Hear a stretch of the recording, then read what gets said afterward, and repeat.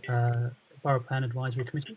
I am Councillor Aidan Mundy, and I'm chairing October's meeting as normal. So this committee, we are going to be looking at the consultation paper for the draft local plan, then the final version of the Wimbledon Master Plan, and then the public sort of the air quality supplementary plan document as well, which is also going to consultation. And we've got a mixture of councillors and officers on the Zoom call as well. And we've not got any public speakers, but if you have any questions after the meeting, always feel free to email myself. Email details are on the website, or any of the councillors or officers that you see today. So we're going to start off with the usual bits of business. So we've got no apologies. So moving on to declarations of interest. Do we have any declarations of interest at all from anyone? No? Amazing stuff. And then we've got notes from the previous meeting. Does anyone want to second that they're accurate, or has anyone got any issues or concerns to raise on those? No concerns. Cool. Can I get a seconder? Everyone's happy? Brilliant. Yep. Cool. Excellent. So those are passes in the meeting. Item 4. So the draft local plan for public consultation. Tara, would you mind introducing the document for us, please? Thanks very much, Chair. Sorry, my apologies that my video isn't working this evening. This is the summary of the consultation report on the draft local plan. By way of background, the Council's been preparing this plan since 2018, and the last public consultation finished in early 2019. Now, as we all know, a number of things have happened since then, not least the massive changes we've all experienced with COVID. But in planning terms, the other things that have happened have been some new publications from government, some extra research we've undertaken, some extra consultation on housing delivery, characterisation, and other matters. And as much of this as possible has fed into the document that's summarised in your papers. You're receiving a summary of these papers as we're trying to make this next consultation that's proposed for later this year as interesting as possible digitally. It's a direction of travel that government's pursuing to try and move away from the static PDFs and move on to something that's a bit more Google Maps than Encyclopedia Britannica. And this is the direction that we want to take too. That's the reason that you haven't received the full page-by-page document that you would usually see. The appendix summarises the policy direction that we're at, and the report summarises some of the changes that we've seen during the last year and some of the additions that we've had. Chair, I'm happy to take questions at this stage. Thank you very much, Tara, for that introduction. And yeah, this completely understand the direction of travel in terms of using engaging new technology. And it's really good to see some of that used earlier in the year, driving the previous consultations to try and get sort of equitable participation across the borough. So we'll take some questions in, please. I saw Linda immediately put her hand up there. Dennis, do you want to ask afterwards? And then I know I'll ask a question as well, but we'll go to Linda first. I just really wanted to ask about the relevance of this local plan, given that the planning for the future document changes everything so dramatically. So I'd be grateful if you could comment on that, please, Tara. Okay, David, do you want to add as well? Yeah. Sorry, Dennis, sorry. Yeah, yeah, mine's on a similar theme. I mean, reading the text, details 2.1 to 2.7, I had the...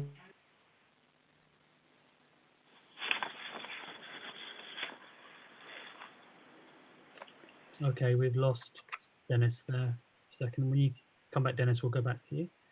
I know Anthony's off the call at the minute, so why don't we address Linda's question and do another round. Tara? Thank you, Chair. Thank you, Councillor. Yes, you're right. When we saw the publication of the white paper, we too thought, goodness, there's a lot of changes coming in that. You know, should we be moving forward now? Should we be recommending a much longer pause? Should we be rewriting everything straight away? I think having spoken to some of the civil servants to try and get an idea of the timescales involved, the answer is that we're, as officers, we're recommending that Merton moves forward with the local plan at this time. At this time, a lot of the changes proposed in the white paper, which is out to consultation until the end of October, are pretty seismic. Some of them involve primary legislation, some of them don't, some of them involve simply changing statutes. But altogether, the changes, most of the changes that are taken forward will have to be considered by government as primary legislation. So it could be quite some time before these changes come into play. If we were sure that they were coming into play in the next 6 to 12 months, we might be in front of you making different recommendations, but we're not, because of the sheer number of changes and the busyness of government's legislative timetable. And again, this is a consultation document, so it isn't 100% clear whether everything written in that document will emerge at the far end as exactly what we'll all be doing. So at the moment, councillors, we're recommending that we do move forward. Merton's core planning strategy is dated 2011, so it's quite out of date. And we really think that at this stage, we should be moving forward with this consultation. If we have more information in January, we will come back to you, but certainly the evidence at the moment is it will take a couple of years to embed some of these proposals into legislation. Okay. Let's go to Dennis and then Anthony, and then I think Linda, we may want to go back to the other question as well. Okay. Dennis? Yeah, I'm sorry, but my screen froze at least twice there, so I didn't catch all of it. I got the basic thrust of what Tara said, so, you know, and I can see the justification for that. But, yeah, that's about it. On that, at least. Do you have a question, additional question, Dennis, or is it answered? Sorry? Do you have an additional question, or is well, I'd have to look up where I ticked the thing. So if you want to go to Linda first. Sure. I think I'll bring Anthony in first and then go back to Linda. Anthony? Thank you, Chair. Thanks, Tara. Sorry, I missed some of that as well. I think everybody's Wi-Fi went down at the same time. But my question really relates to paras 2.3 to 2.5, whereby you set out some of the issues there with the sort of various bits of sort of emerging evidence and sort of changes at national level. So you suggest, or the report suggests, that some of the trends that are already in place are going to be accelerated post-COVID. But at the same time, we say there's going to be lots of changes as well that we can't yet predict. And then in 2.5, the answer is that therefore we shouldn't attempt to react to those in any way. And I wondered about the logic of that, and I wondered if it's possible that, I know this is a document that will be built upon. This is a sort of consultation stage, but how can we embed within this the local plan that it can react to what happens nationally and internationally in a way that's sensible for us? And then lastly, I want to come back to the recommendation itself, Chair, if I might.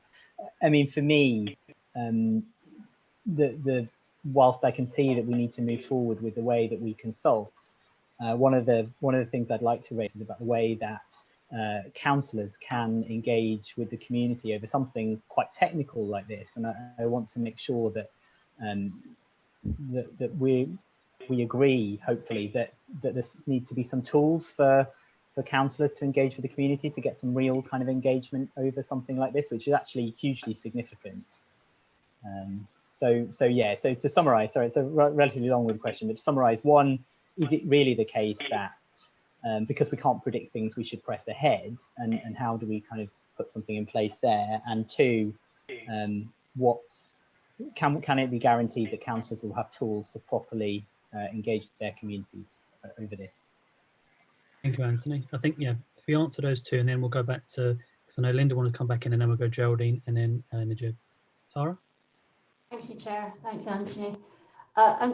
Councillors, I draw your attention to the phrase "at this particular time," which is in paragraph 2.5. And really, maybe it didn't come across so well in the text, and apologies for that. And I really don't want to leave you with the impression that we've just sat on our hands and thought, it's terribly difficult, all this. How are we going to restructure the local plan in the middle of all these changes? You know, we won't do anything. That's not the case at all. I think what I should emphasise is that some of the characteristics of Merton mean that it is probably more resilient than many, many other places to some of these trends, which is a good thing for Merton. First of all, we are in outer London, and many people who many of the office developments here are still resilient and are still being occupied or partly occupied by people living locally. In the future, I think it's clear to all of us that there'll be a greater trend for working from home, or working, not going into the office or every office 5 days a week. And Merton's likely to be fairly resilient to this. We don't actually have many in Borough. They're really only in Wimbledon. We have very few offices outside Wimbledon town centre. And unlike other places, that means that there are fewer places to become under-occupied or to have to reconsider what their future is. At this particular time, we've moved forward with the local plan, which still talks about the primacy of Wimbledon town centre and still has Morden, Mitcham and Colliers, who are just the smaller centres. It still protects open space. We have 3 main industrial estates, and there's big demand for them, so they're still protected. We're still seeking to build new homes and to really raise the quality of development. And even with what we know of the 6 months we've spent in COVID, and from the limited amount we all know beyond, those things are still very worthy and strong ambitions. At this particular time, we're not proposing any seismic changes. I think as we all move forward, and hopefully we start to move out beyond the COVID world, it will become more evident to all of us which changes might stick and which won't. And then, councillors, if we feel that there's a need for a seismic change, we will come back to you and discuss that with you. But at this particular time, many of the facets that make Merton quite strong are still there and still resilient. Thank I think you. there was a second question around helping council. Yeah, Anthony raised. Chair, you're on mute. Yeah, so I think, again, at Anthony, I don't know if you've had a wee look at the Ayrshire example that I circulated, but and it's, you know, it's fantastic having a digital engagement. I think everyone would be for that. But how do we not lose the local community links and all the rest of that stuff? I believe, Anthony, you're referring to, and empower councils, because that wins hearts and minds in the council overall, but also in the local community too. Am I correctly paraphrasing your question, Anthony? Yeah, thanks, Aidan. Yeah, no, it's you know, I often think that Merton doesn't make full use of the contacts that we have in the community as backbench councillors, and so I'm very keen that as well as creating tools that are great for the community to engage with, there's some thought given to how councillors can be useful in the consultation on this document. Thank you, Chair. Yes, thank you, councillors. We'd be more than happy to work with you and frankly, speaking frankly, to exploit all your contacts that you have. You have a greater reach than us as planning officers, and also sometimes I really do feel that the messages you send out might get more attention than the official letter or the official email from the council. Yes, we'd love to work with you, especially around particular areas. One of, I suppose, the benefits of digital-led consultation is that we can be more area-specific if needed. What we've discovered from previous consultations is, understandably, people really care about their own area, but they might not be so interested in somewhere at the other side of the borough.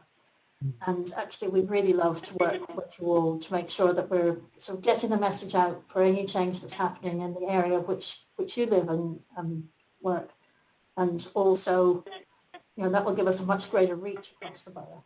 So we'd be very happy as we prepare for this consultation to work with you on that. That's brilliant. I've got a suggestion at the end of questions on that, but why don't we move on to finishing off the sort of general high-level points of the local plan before we probably take another round of questions. I know we had a few comments over email about particular bits of policy, so we may want to tackle any of those in that second tranche. So if we go back to Linda, because I know you had a follow-up, and then Geraldine, and then Jim. Can I just say on the consultation thing that some of us have quite significant networks. I mean, I do have about 1,400 residents' emails, and I regularly push out information, any consultation document that comes through the council I put out, and we get a good, good response to this. So I think that, it is good. I think there are existing networks out there with councillors, but I think those that don't have those networks definitely ought to be building them up, because it is a brilliant way, I think, to ensure that the people that live in your locality are actually tuned into what's going on the council.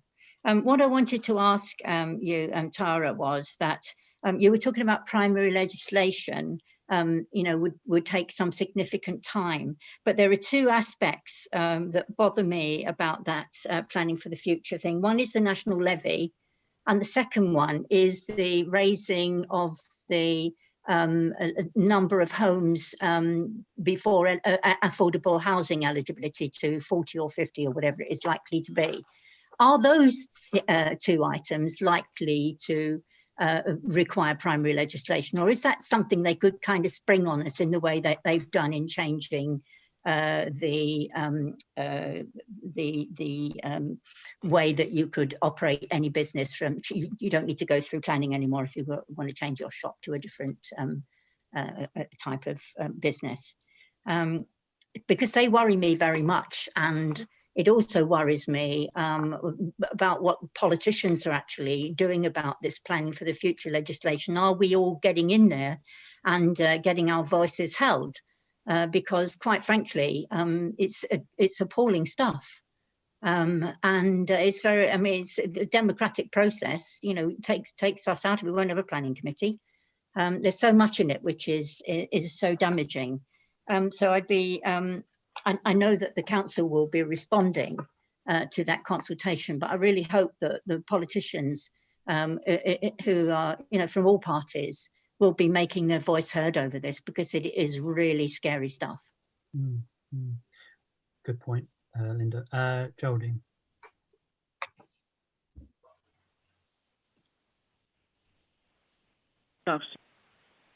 Okay, can you hear me now?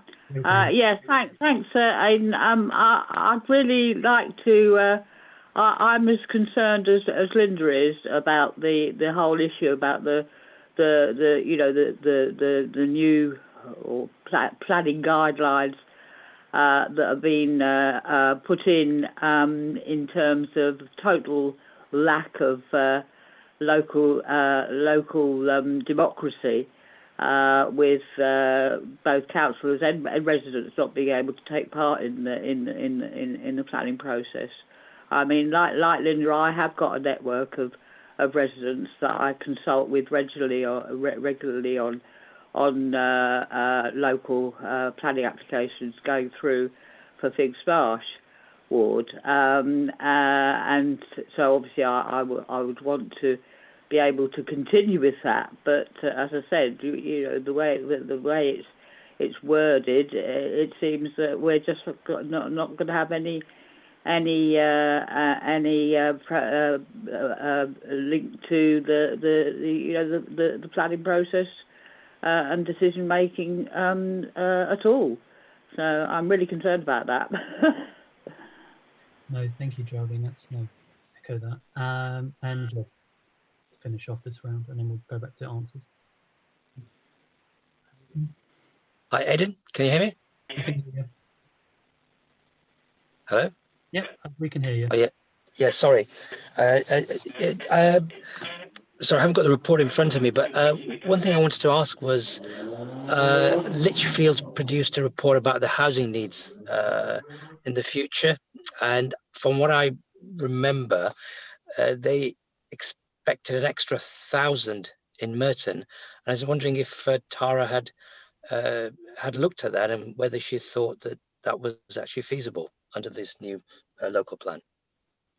Okay, so we've got, no, thank you, Najib. So we've got two concerns predominantly about the new legislation proposed, what can be implemented before primary legislation, but also, I'm particularly interested in this as well, what's our small p response, but also big P political response as well to this as a council.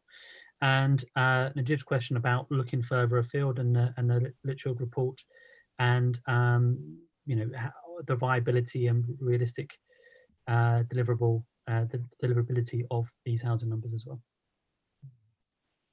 Tara? Thank you, Chair. Thank you, councillors. I'll take each point in turn. On the national levy, for the benefit of everybody, the consultation on the white paper proposes replacing the community infrastructure levy and section 106 with a national levy. It's still up for consultation, so it doesn't have all the details we might like, but it's clear that this levy might be set nationally or regionally. This would require primary legislation to come in. It would require a change to the Community Infrastructure Levy Act, and it would require a change to Section 106 of the Town and Country Planning Act and other acts that amend those. So that will be, should this be something government take forward, it would be quite some time before it could be brought in. Civil servants have advised us probably a couple of years by the time the primary legislation is amended and then associated secondary legislation guidance. The second point that was raised is a proposal by government to change the current planning system to allow only developments above at least 40 homes to provide any affordable housing. Currently, it's developments that provide 11 homes and above. We and all other councils ask them for affordable housing. This is proposed in a consultation that closed a couple of days ago. The consultation is called Changes to the Current Planning System, and the rationale behind the 4 changes proposed, government says, is to speed up and free up the current planning system to get places building. This would have a pretty significant effect in a borough like Merton and in most urban boroughs which rely on small sites to deliver a proportion of affordable housing. If it is introduced, it would mean, if it was introduced, it would have meant in the past 10 years there would be at least 3 years where Merton wouldn't have been able to ask any developer for any affordable housing because we didn't have schemes that came through like that. So that would have been quite a change, and that's what we've responded to government and said that actually we feel that that this wouldn't necessarily speed up systems in the way that government are proposing, and we're encouraging them strongly to stick with the opportunity to provide affordable housing at 11 homes, which, as councillors will be aware, is already subject to site circumstance and viability. So we wouldn't be forcing affordable homes to be provided if it wasn't feasible in the first place. The final question was about Litchfield's analysis of the planning white paper, and they've done various reports which some of them are really interesting and they really summarise the situation. One of the reports is on the proposed housing calculation, I think it's colloquially known as the housing algorithm, that is proposed to be introduced by the white paper to help all councils calculate the number of new homes in a different way. And this would result in a higher housing target for Merton, which would be, yes, about 1,000 homes more, just shy of 1,000 homes more than we normally build on an average year. If this is introduced, it would be a struggle, not just for Merton, but for councils across the South East to deliver. And one of the issues that I think many people are feeding back is that there is a disparity in the way that the calculation works, in that it really increases house building in London and the South East, and it sort of puts a bit of a lid on it in places like Leeds and Yorkshire. So that will also be part of our response to the white paper. Okay, thank you, Tara. I've got just one or two questions about going back to your wider point about the moving the document forward, given the national changes and some of the uncertainty. What, you know, clearly you've got high level of, or at least a decent level of confidence to bring the paper to us now. How do you how are you factoring that risk overall, and how are you, just thinking ahead, how are you as a team reviewing that on a regular basis, and are there any additional factors you're reviewing as part of that? Thank you, Chair. Yes, we are keeping these risks under review. As with any major project, we keep a risk register and we keep that fairly up to date. There's some really promising things that are coming forward that we're trying to embrace, and I have to say those things that we can embrace, we will. So, for example, one of the changes proposed in the white paper is more digital consultation, and we think that that's really could be a good thing. Not that, you know, post-COVID we will still do public meetings and all the usual things, but actually a greater digital presence and a more nimble digital presence will really help to bring to life some of the planning documents, which many people see as terribly dry and hundreds of pages and loads of text and not relevant at all to many people. So I suppose one of the ways we're trying to manage the risks are we're embracing what we can see that will work in the future. The other way is that we're simply keeping a very sharp eye on the timetable and what's likely to change and when.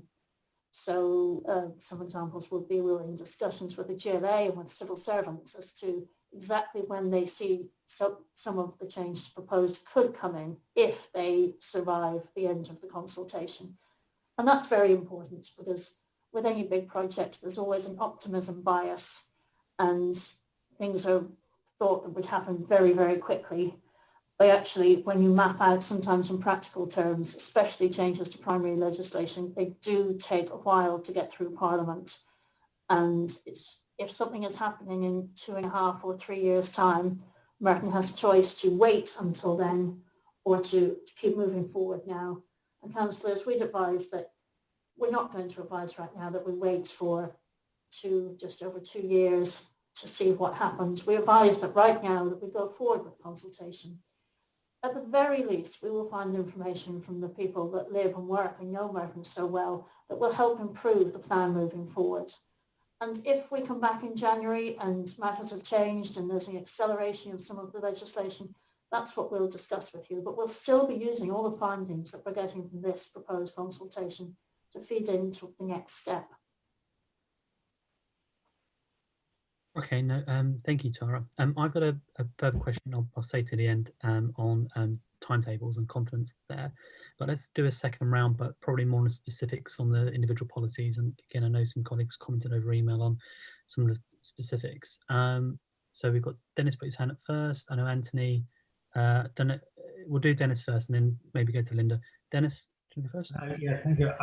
First of all, I'd like to say that I agree with what Linda and Geraldine have said about this, but also if you pick into the details, when you're looking at things like the policy on flood risk, quite often we do, like I live on the edge where I live of a designated floodplain, and I know at least one large building was built on it regardless, but when you pick into the details of what we're actually doing, we're liable to make those situations, we tend by default and by the fact that we can't control certain areas of this, we're liable to make this position worse rather than better in certain areas. I wonder what Tara thinks about that, because there are certain things that when you look at the way housing policies are going nationally rather than locally, it tends to ignore the wider problem of the possible flood risks. Thank you. No, thank you very much. Anthony.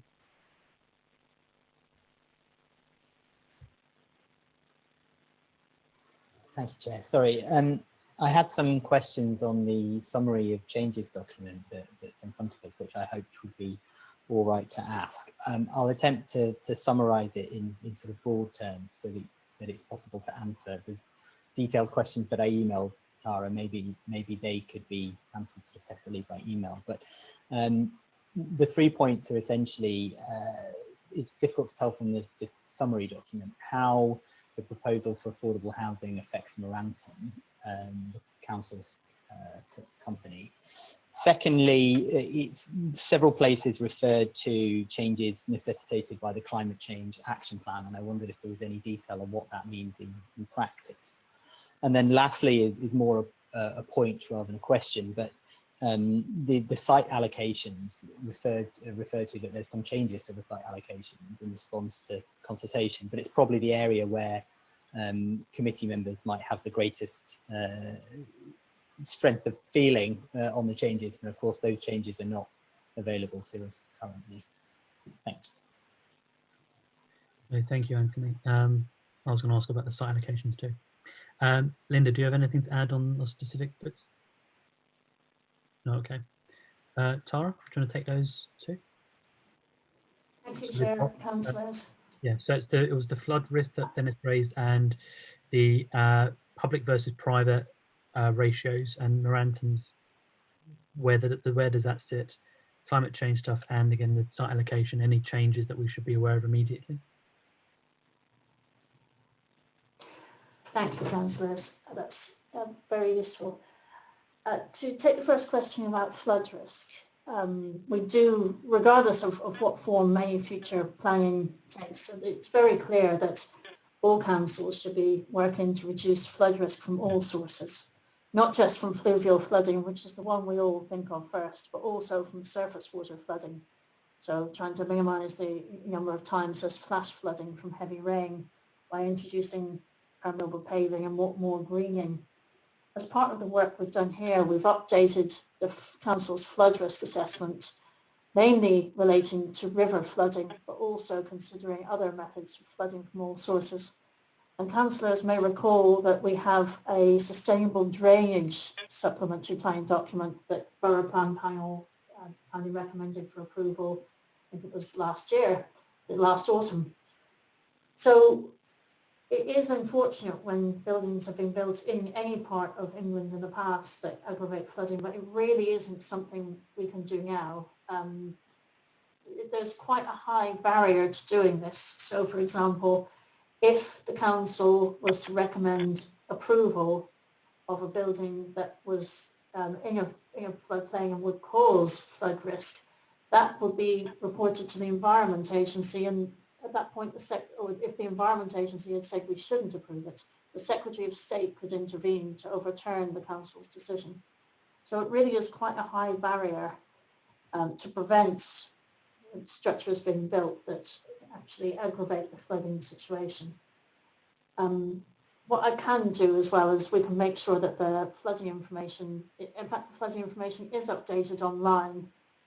If anyone searches Merton Planning Research, they'll find the link to the very latest flood risk information and all the maps associated with that to find out exactly where in the borough could be most affected and exactly where is the least affected.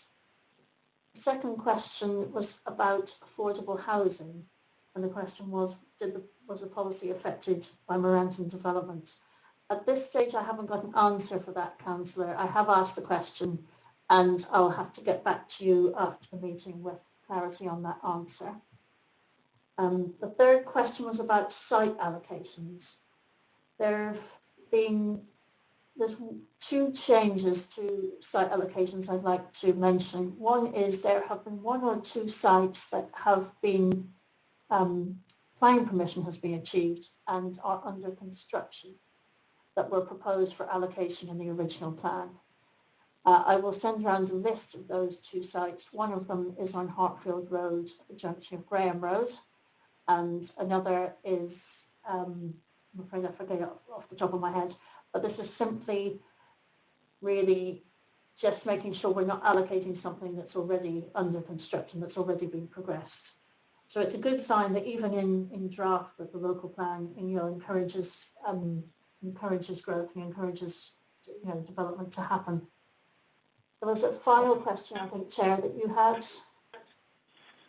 Yeah, I had a question about going back to what I think there was another point Anthony raised about the climate. Aidan, could I just make a point? Of course, yeah. Please. Why don't we include Anthony's question in another round? So if I go first, so my question was about, you mentioned a timetable before, and confidence. So we previously recommended to Cabinet the timetable proposed, which we would land sort of on 2021 publication. Is it more than likely now we would revisit that, even if the direction of travel was 2 or 3 years time, the national legislation would be passed, in light of the need to take account of any local economic changes, people working from home more, and also the fantastic transport work that Future Merton have been doing to embed that into the local plan more. So that's my question there, or one or two. Geraldine, sorry, over to you. Yes, thank you, Anthony. Sorry, Aidan. Yeah, I just wanted to make a point that owing to recent past experiences, the government is proposing to assess the amount of affordable housing in various councils to be decided by an algorithm. And do we really trust this method in view of experiences we've had in the past? It's not really a question, it's just a comment really, but I don't know how other people feel about that. Thanks, Geraldine. I think Tara's reflected on that a minute ago as well.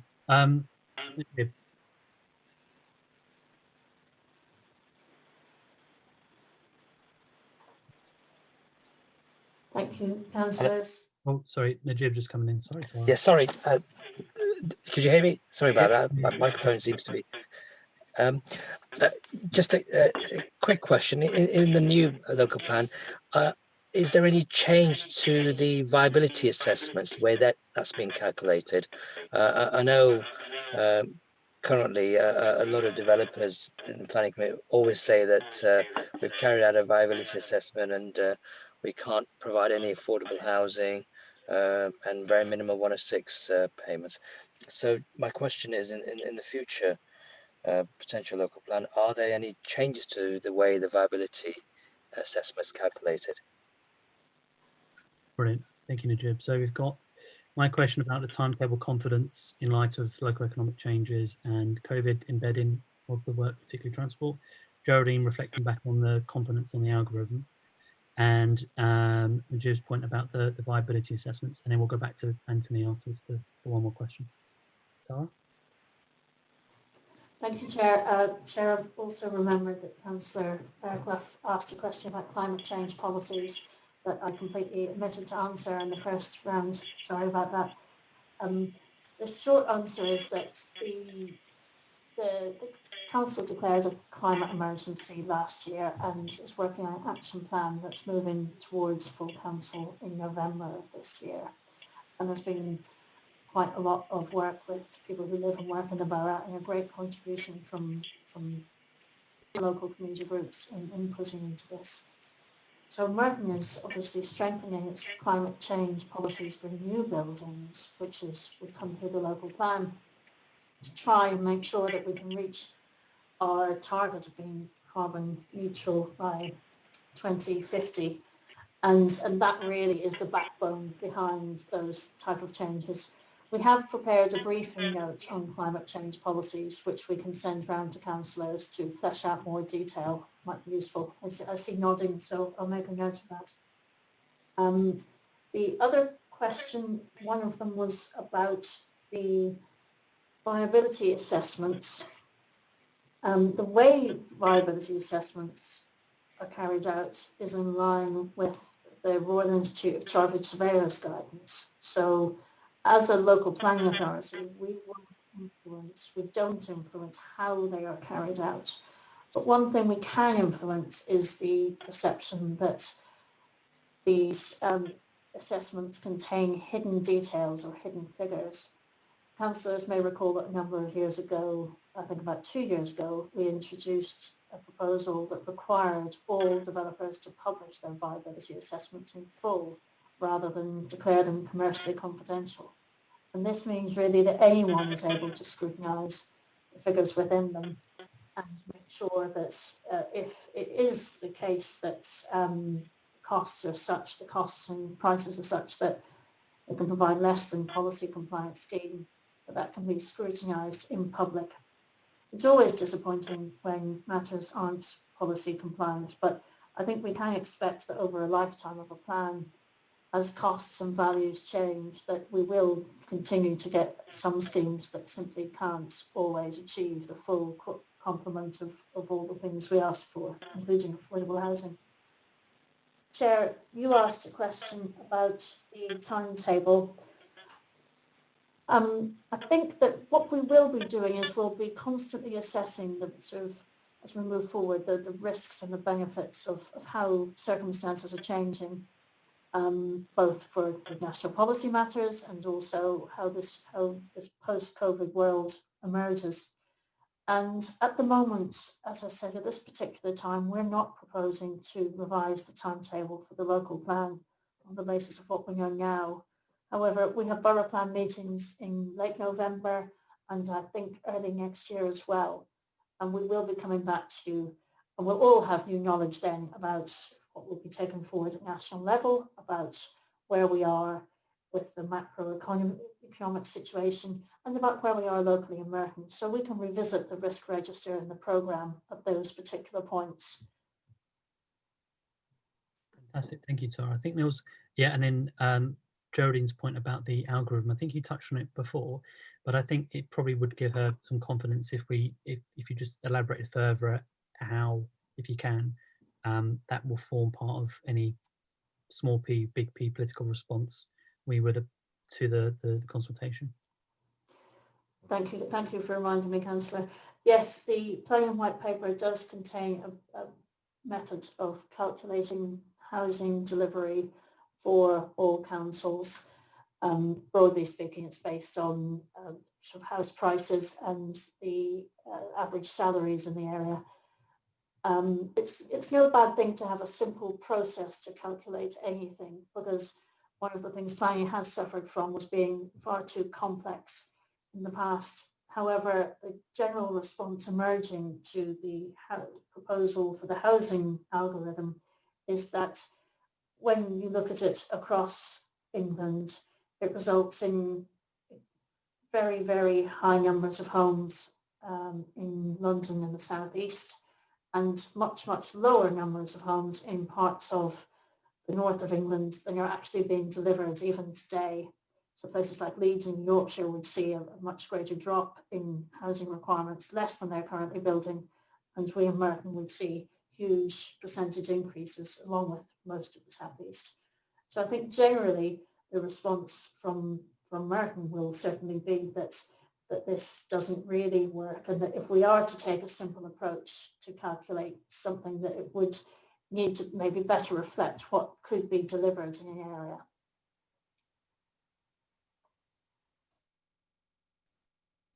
Brilliant. No, thank you very much, Tara. Does anyone have another question to ask around? I think Anthony, sorry, you had another question to ask. Thank you. Sorry, I wanted to ask about smaller sites. So we talked about affordable housing and the levels at which the affordable housing element kicks in. So obviously they're asked for a financial contribution instead. And I wondered if we could get some sight of where and how that money is spent and how that helps Merton meet its affordable housing.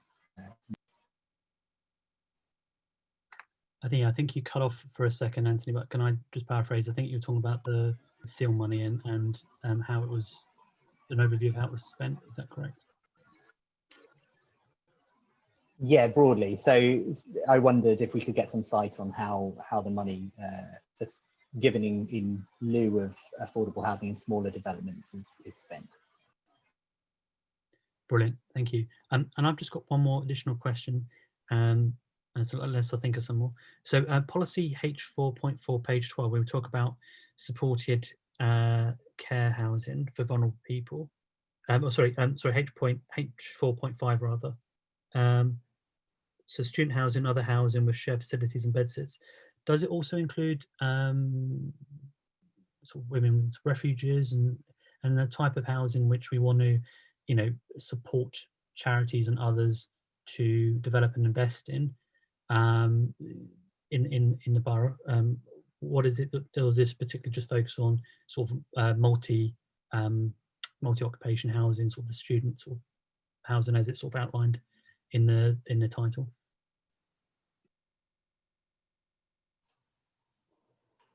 Thank you, councillors. The first question was about the use of cash in lieu for small sites and how it's spent. Councillors may be aware that the new local plan is proposing to start collecting contributions from developments that are less than 10 homes to contribute financially. This money will be put in a pot for affordable housing only. This is a policy that we had in place probably about 10 years ago now, and it was quite successful in Merton because, as you'll be aware, Merton is a borough of small sites, and on average 90% of the developments that build housing are building less than 10 homes year on year. We haven't had that policy in place for a number of years, applied it because there was a ministerial statement more than 5 years ago that required us not to do that unless we had up-to-date evidence or an up-to-date local plan. Now we are about to have an up-to-date local plan. We are proposing to reintroduce this. As such, at the same time, we're working on a proposal as to how this money will be allocated and spent. So right now, I don't have that proposal for you, but alongside introducing the policy, it's something we're working up. And it would be reported to councillors through the financial monitoring groups at scrutiny, because it's largely a financial issue. However, we can also bring the proposal here to Borough Plan Panel just to discuss it with you as well as we work it up. The sorry, forgive me, councillors. What was the chair? What was your? Yeah, apologies. Oh, H4.4. Sorry, H4. Sorry, councillor. Yes, this policy is the policy that really provides accommodation for vulnerable groups.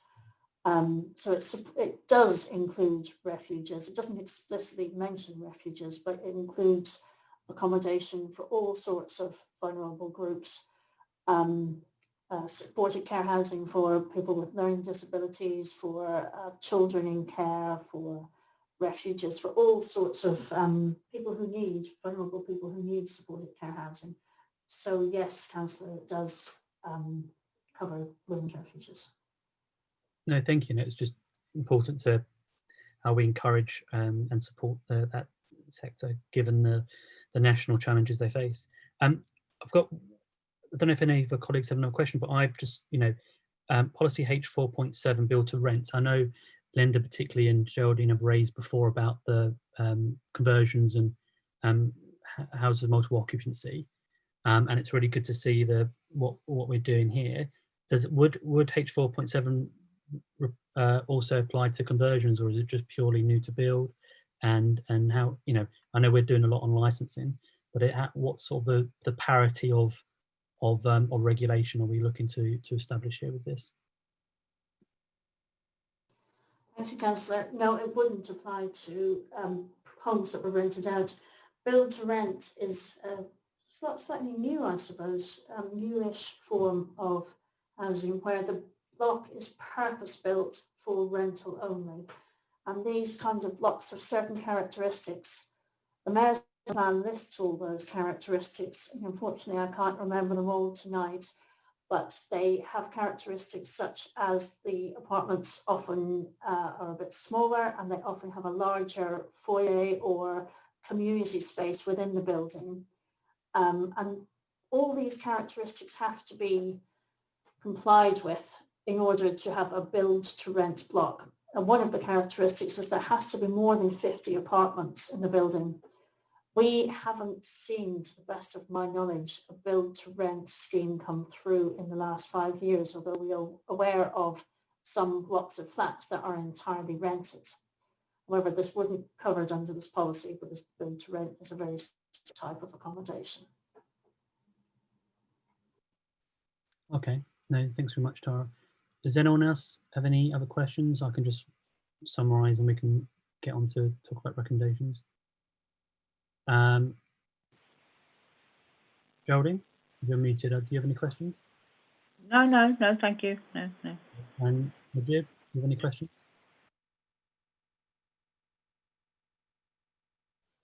No. Cool. All right, so just to summarize our sort of discussion for the last 45 minutes or so. So obviously we've expressed some general concerns or comments about the local plan in the sense of the wider environment. So the points that Linda, Geraldine, and others, including myself, have raised about the changes in the national picture and planning policy. We've got our COVID response. How do we have the plan embed that? The local economic changes as well. How does that affect our research that we've already undertaken? And again, Anthony's point, bringing in how do we ensure the local link with councillors is maintained there. And then again, we talked about some specific points regarding site policy and how we would, reflected on flooding, the use of housing and the social mix, plus some of the underlying research done on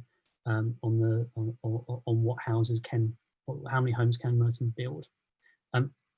Any reflections on it? Anyone want to make a point about the recommendation we've been asked to support, which asks us to consider the contents report and delegate approval for the final documents for a public consultation between October and January of the next stage of the plan to the Director of Environment, with approval of the in consultation with the Cabinet member who has also joined us for this evening as well.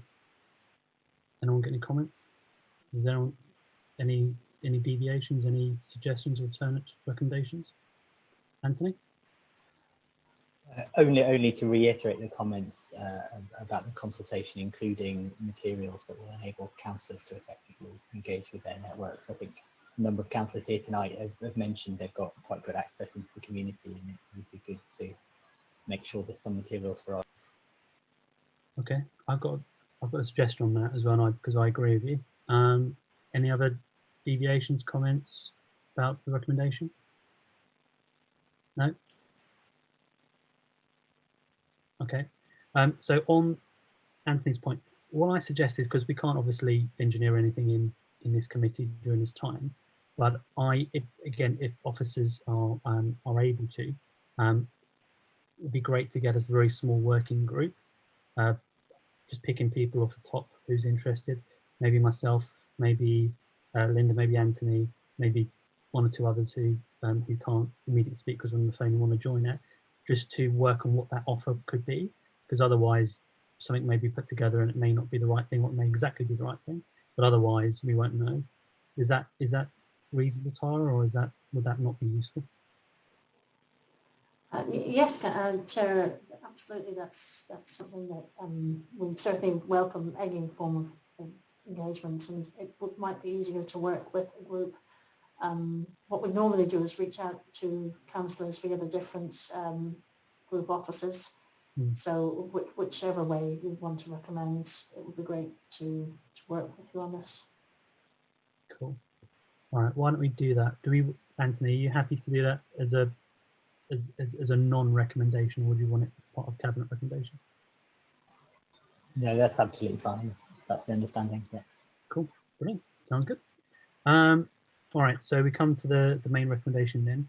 Do we agree with the recommendation to? I'll read it out formally, so we all got it. We all understand. So the Borough Plan Advisory Committee considers the contents of the report and delegates approval for the final documents for public consultation between the 3rd of October and 11th of January on the revised Stage 2A local plan to the Director of Environment and Regeneration, Chris Lee, in consultation with the Cabinet Member for Housing Regeneration and Transport, Councillor Martin Melton. Do we have nods?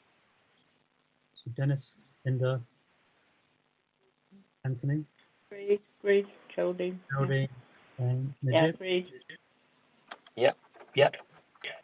We've got agreement then. Brilliant. Cool.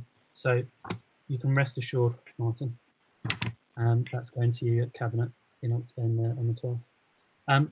Brilliant. So thank you very much, Tara, for that item of business. I think we'll call a line under that and move on to the next item, which is the Wimbledon Master Plan. Paul, I believe you're introducing this item. Yes, thank you, Chair.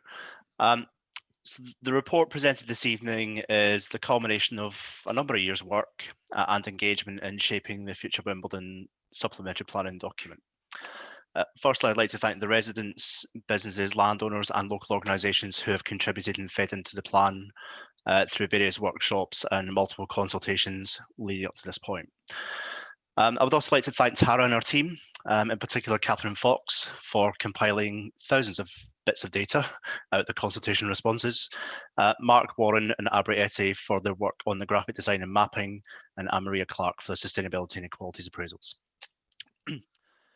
Just to rewind a bit back, because this has been on the table for a number of years, it's worth remembering that Wimbledon is our main town centre. It's a strong employment and cultural base. That's obviously gone through its changes and challenges now with COVID, but it still remains our strongest town centre. And it's important that Wimbledon is sustained and continues to thrive, not only to support Wimbledon and its local catchment, but Wimbledon provides quite a lot of job opportunities for people in the east of the borough because it's easier to get to. So a plan for Wimbledon, which admittedly was about planning for growth, maybe that's now planning for recovery and then long-term growth. It doesn't just benefit Wimbledon, it has a benefit to the whole borough. So the driver for the SPD at the very beginning was based on feedback from many residents and societies that they felt that development in Wimbledon seemed uncoordinated. There was a lack of a plan for the town centre, and planning applications were based or assessed on a case-by-case basis. Some of the most unpopular developments were actually granted on planning appeals. So there was a lot of talk about how does the council work with the communities to establish a plan. The SPD sets out a vision and a framework for the buildings and the public spaces in Wimbledon. And this ensures that applicants have a better understanding of Wimbledon's context, its character, and it provides more certainty to applicants and residents about the type, scale and form of development that the council is likely to approve going forward.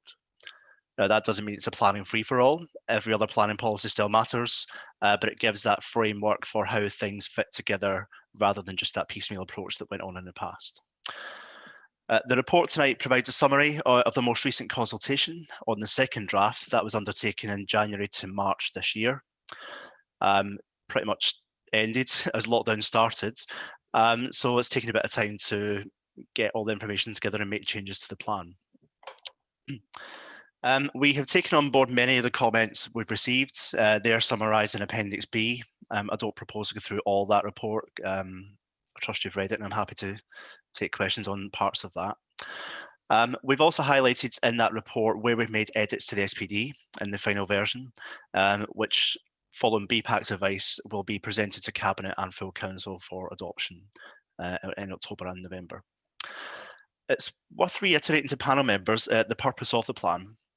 The Future Wimbledon SPD is a supplementary planning guidance, and it's specific to Wimbledon, and it sits under Merton's Planning local plan, existing and the new one. That's not to say it can't be edited in future. As the landscape changes in planning, we can update SPDs locally through the same process we're following now, so it should we need to. But where it sits in the planning hierarchy is set out in page 9 of the SPD, so it sits under the local plan but is supplementary.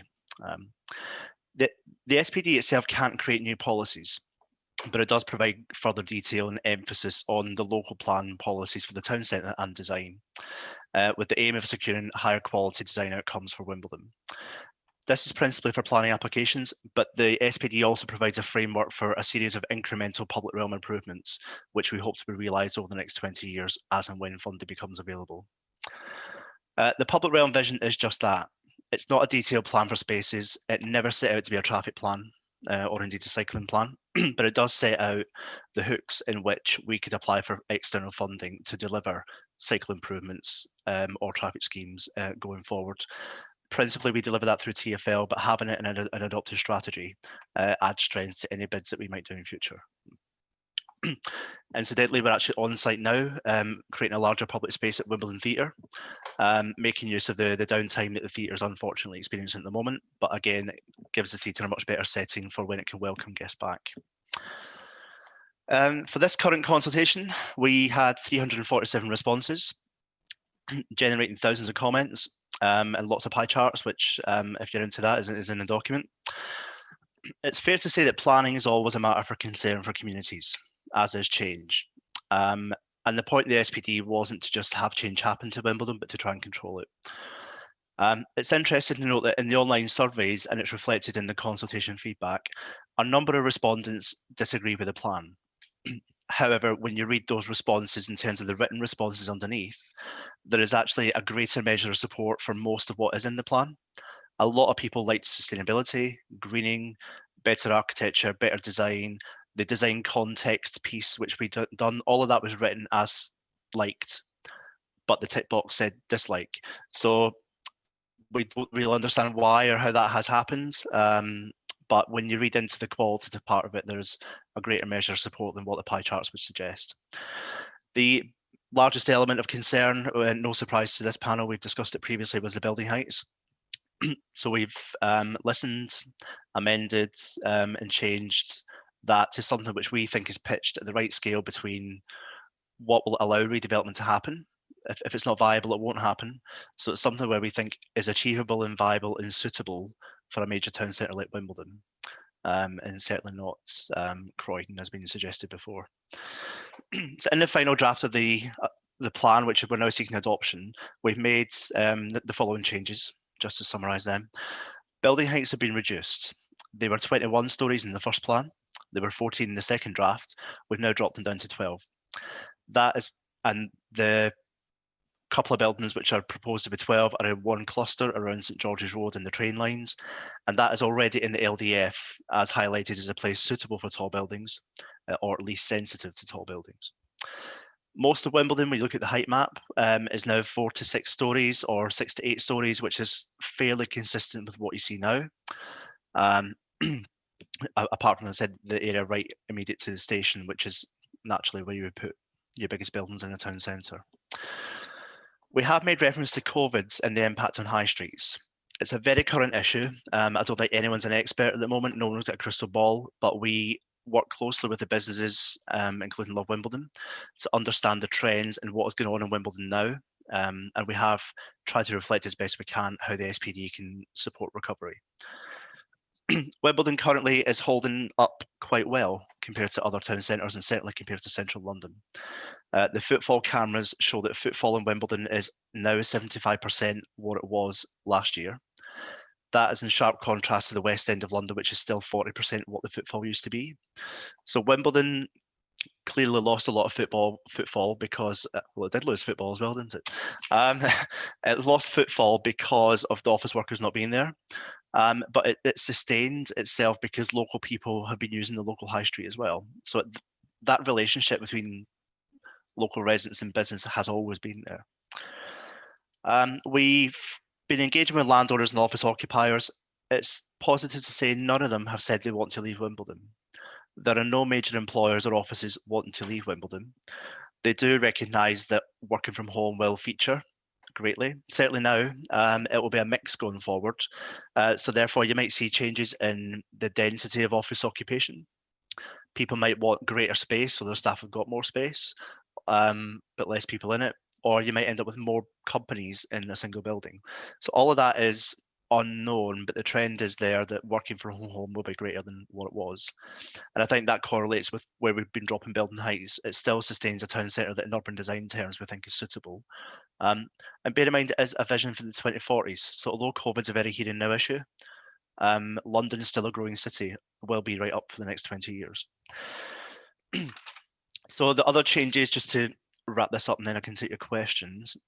We mentioned COVID, and actually we believe we're kind of supporting the town centre for recovery in the short term rather than growth. We have made stronger reference to the Council's climate emergency and the climate ambitions, but again, we can't make policy out of this document. So we signpost back to the climate action plan and the relevant climate change policies, which will be in the new local plan. We also recognise that to avoid the broken window syndrome and having dead high streets, we accept there's got to have to be greater flexibility in what shops and offices are used for in future. You already begin to see that. I mean, many years ago, you wouldn't have found climbing centres or indoor golf or crazy golf. You wouldn't have found that in your high streets or trampoline parks. You're beginning to see that now in shopping malls and high streets because the space is there. So having that greater flexibility encourages footfall and spend and keeps jobs on the high street. That goes for meanwhile use, pop-up. We're going to have to be much more flexible in allowing that to keep places alive. I suppose the elephant in the room is Crossrail 2. We've been engaging them just to see where they're at with it. Probably unsurprisingly, there's not been much activity publicly on Crossrail 2. They have submitted their outline business case to Treasury. That's been assessed, but as you can imagine, the government is dealing with way more higher important stuff at the moment than Crossrail 2. I think so it's not been cancelled, it is still a live project, but certainly the timeline is thrown well out. My own view on it, I don't think the case for Crossrail 2 in terms of people commuting to central London is going to be needed as quickly as what was first envisaged. So the working assumption still is it may start late 2020s but be operational 2040s. So it takes it slightly out of the master plan period. However, the master plan never was a master plan for Crossrail 2. It was saying that anything that happens in the station precinct, we've recommended how it can knit into Wimbledon's fabric. So that still stands, but the plan is not reliant on Crossrail. Just to conclude, I welcome the panel's views on the latest draft and the consultation. And at this point, Chair, I think I'll pause and refer to the panel for any questions. Thanks. Brilliant. No, thank you so much, Paul. And again, echo your comments about you and your team and the work you've done to pull this together. Had a lot of good people, a lot of good comments from local community groups as well. So questions. We had some hands up instantly. So we had Dennis, Linda, and I can zoom Anthony to raise a few questions too. So Dennis first, go for it. Yeah, there was one question to start with on key statistics, who responded. Well, being as this project probably will not come into being until, as you say, 2040, when people like me will probably be long gone, I'm disappointed to see that there were, well, one part live in or near Wimbledon, but only a third of the people who responded were under 45.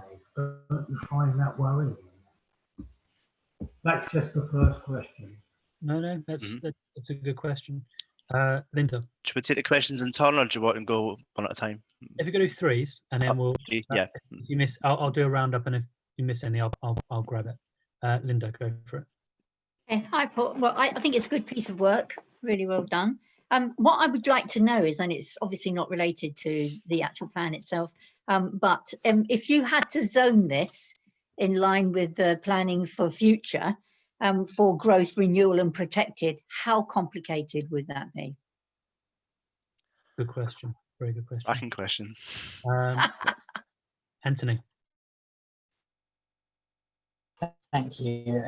Paul, my question to you is, you mentioned several times that this document can't change policy, and it's also very clear that this has a number of hats that it needs to kind of wear. It needs to be consistent with the 2011 core strategy and the 2014 sites and policy CPD, and also the emerging local plan.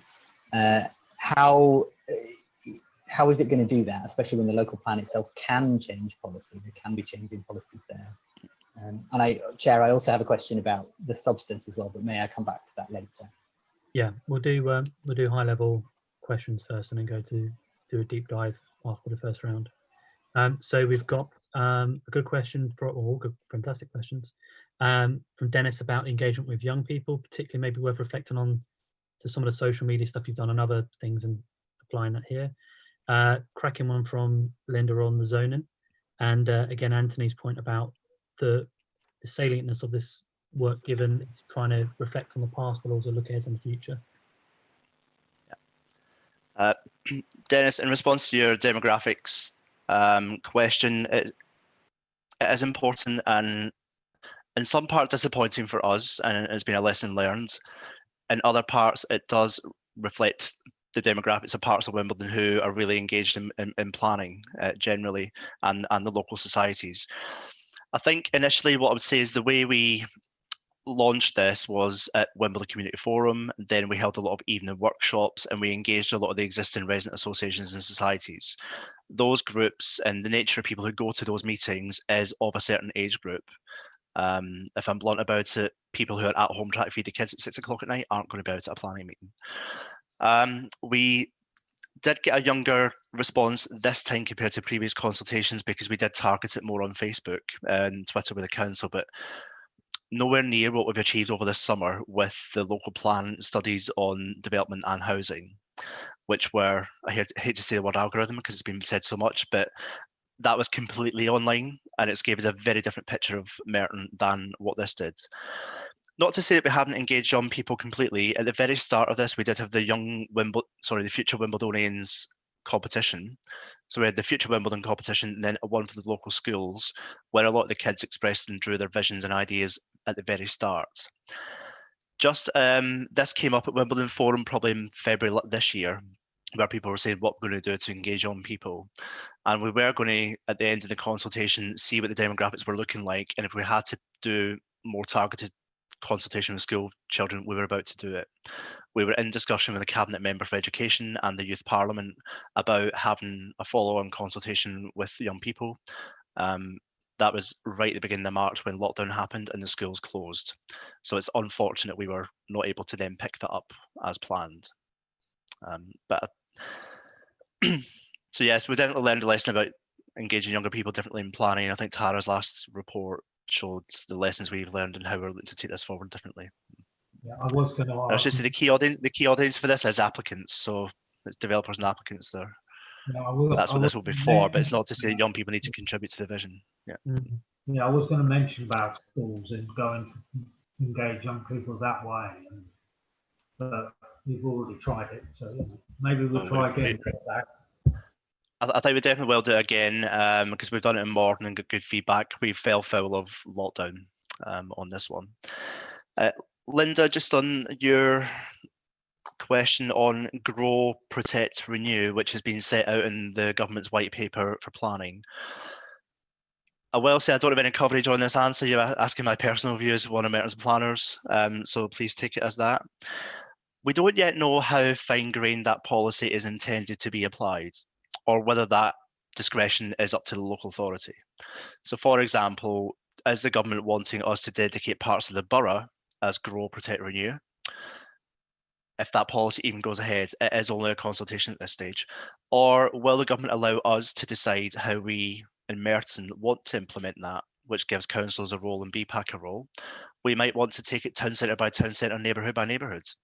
So you asked how this might play out in Wimbledon. If I take the proposals that are in the SPD now, which are based on the policies in the local plan, the east end of the Broadway, I would call Renew, because that's what you're seeing there. It's not a mega growth area. It's not a conservation area, it's not worthy of protection. So I would say the east end of the Broadway is Renew. If you look at the heart of the town centre around the town hall and the station, that is the Broadway conservation area with a lot of historic buildings. You could reasonably say that is Protect. And again, in the master plan, we've done that because the building heights are lower in that section and the grow areas are further away. And then if you're looking at where we're growing Wimbledon, well, in the master plan, it's around St George's Roads, where the architecture is nothing significant there at the moment. It's not in people's back gardens. It's against the train line. It's the least sensitive place to have bigger buildings. So we are recommending economic growth there. So don't know if that will feature, but if I was asked how I would apply at Wimbledon, that's how I would see it working. But I definitely think anything like that needs public participation. Finally, Anthony, your question on where this sits with all the policies. It's an SPD based on Merton's current local plan, because our new local plan, in whichever form it takes, still won't be there for another year or so. The policies it's hooked off of our design and the Wimbledon Town Centre strategic policy. Now, these do carry forward from the last plan into the new version of the plan. Slightly updated versions, but fundamentally they're still the same. It's about supporting Wimbledon, growing the economy, keeping jobs and making it look good. So it depends how drastically the new policies change things. If they're broadly in a line, the SPD would still stand. If the new local plan drastically changes any of those policies, we have the flexibility of either deleting this SPD, but putting the detail we want from that SPD into the local plan, or we can update and amend the SPD, which again would require discussion with members and communities, consultation, then via BPAC and cabinets to amend or change an SPD. So that ability is there, but I would recommend it depends how drastic the rest of the policy landscape changes. But in the meantime, and in the here and now, we've got a lot of pre-application discussions going on in Wimbledon. There are planning applications about to come to planning committee over the next year. You need this SPD now for the here and now rather than what's happening 5 years later. Thank you, Paul. I've got a question, but I'll save it to the end. So, Geraldine, do you have any questions?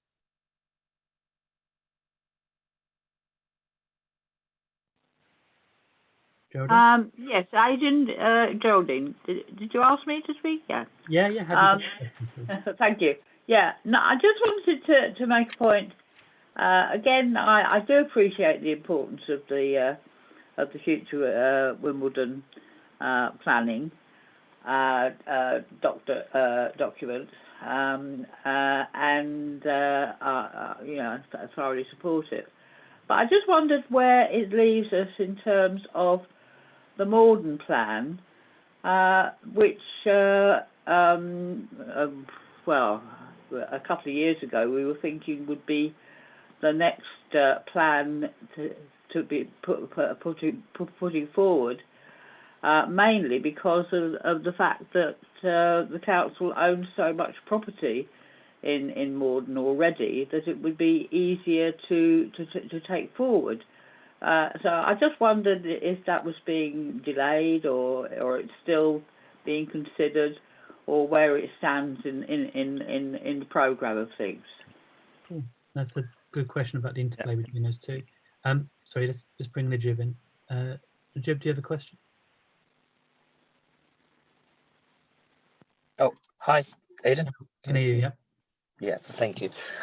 Just a quick question, for my curiosity more than anything else, especially with TfL making dramatic changes to the road layouts in central London on the red routes.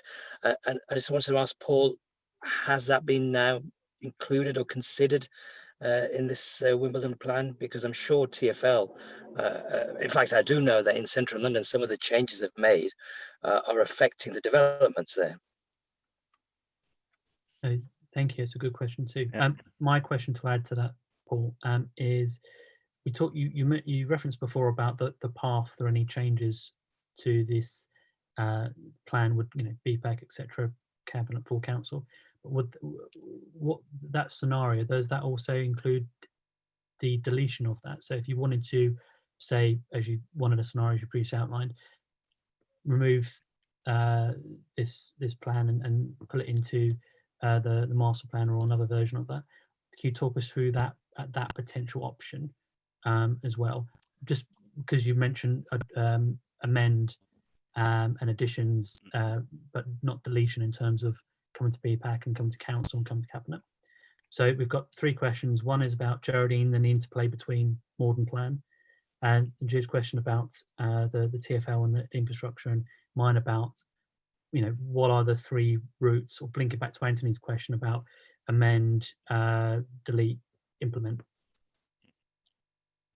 Yeah. So in terms of Morden, quite similar to Wimbledon in the sense that there is an overall borough plan.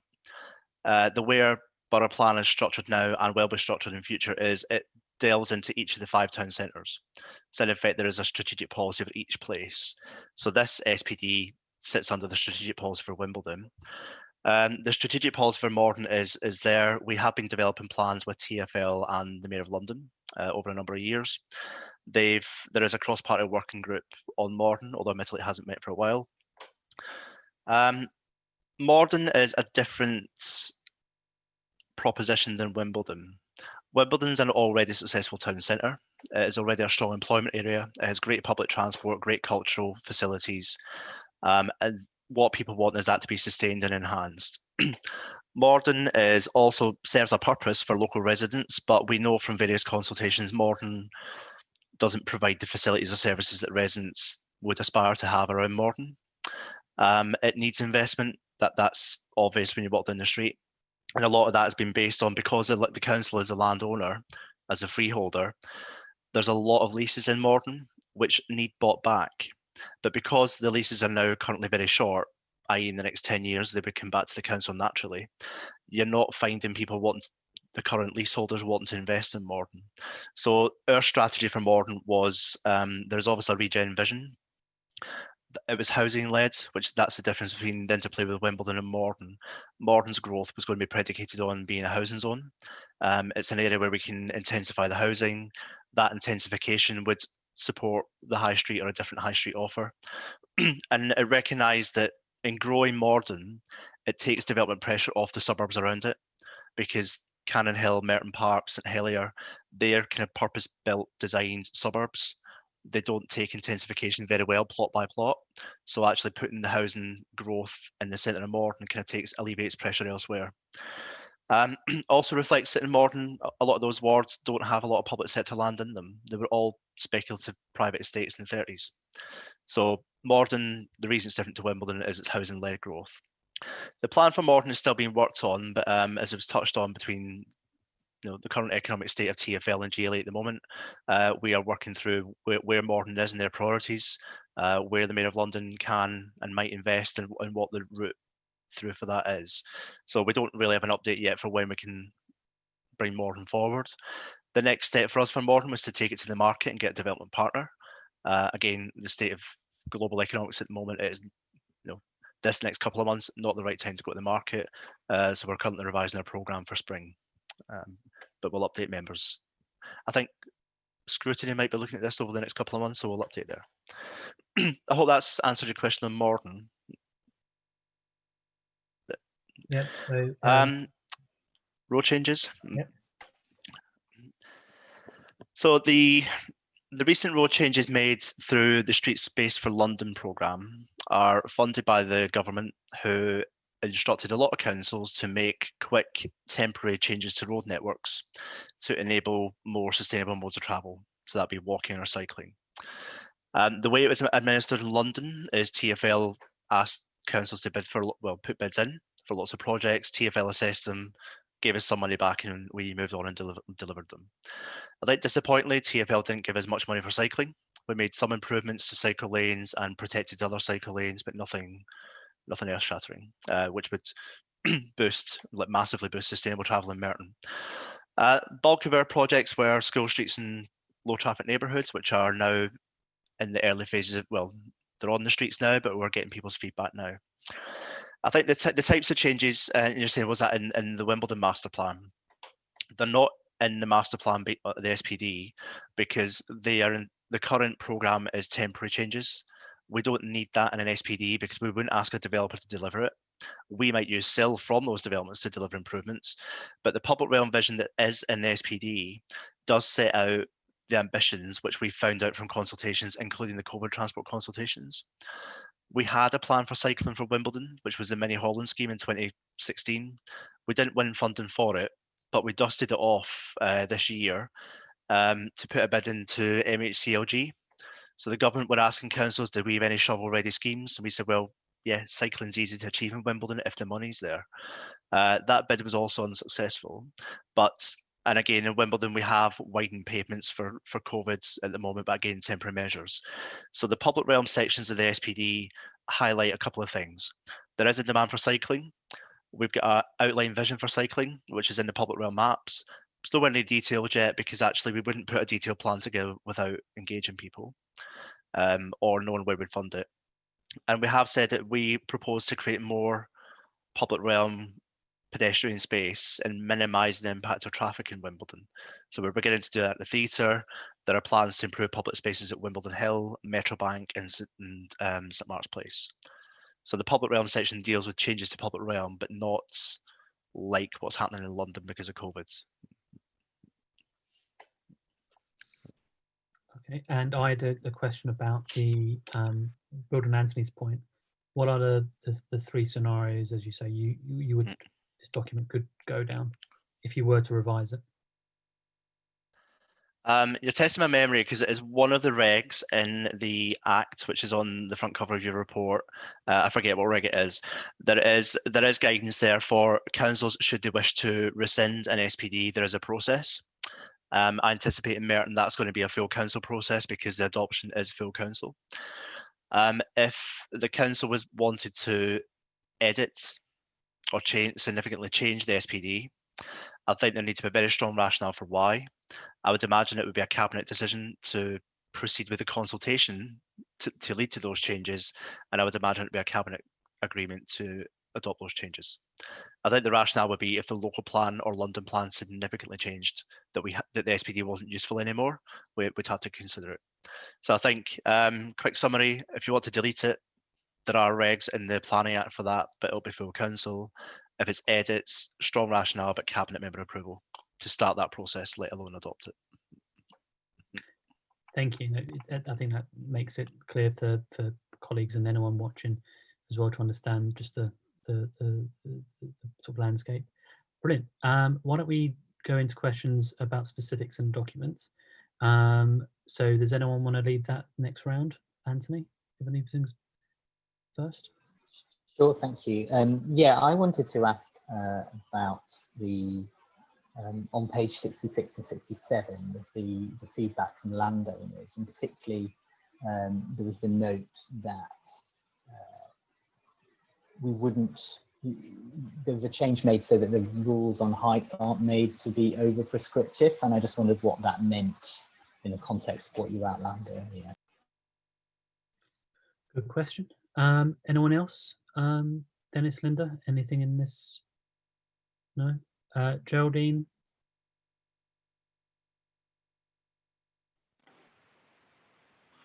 Any specifics? Are you talking to me, Aidan? Geraldine? No, nothing to add, no. Cool. And Najib, any specifics?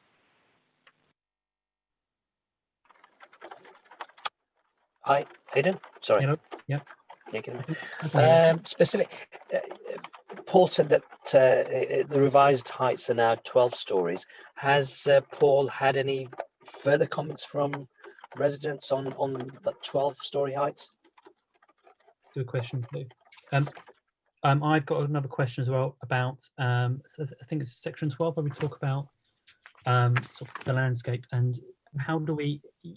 You may have already answered that actually in reflection to the sort of future COVID measures and cementing them in, but how do we look at people who are, the increased home working, the underlying sort of fundamentals of our assumptions and actually plan for that. So one thing particularly, for me who was I am in a vulnerable group is I had a lot more home deliveries, but outside my home there's no home delivery stop, as it were. So that increases the traffic and the rest of that. So how we factor in these changes in, again, you probably already reflected on that previously about the future changes. So 3 questions there, sort of Anthony's and Najib's on, we'll go back to you, Dennis, in the next round. Najib's on the heights, Anthony's again on the prescriptiveness of the heights, and mine on the fundamental changes in the individual's sort of circumstances, which, as Tara said before, makes us a great borough because we don't hit the issues with central London. But it's actually planning for that in terms of the physical infrastructure and bits and bobs. Anthony, did you say page 66? Because I think I'm on a different version of the report. I think I'm reading the cabinet version, but I think I know the comment. It was a developer or landowner saying they didn't want our plan to be overly prescriptive. Is that right?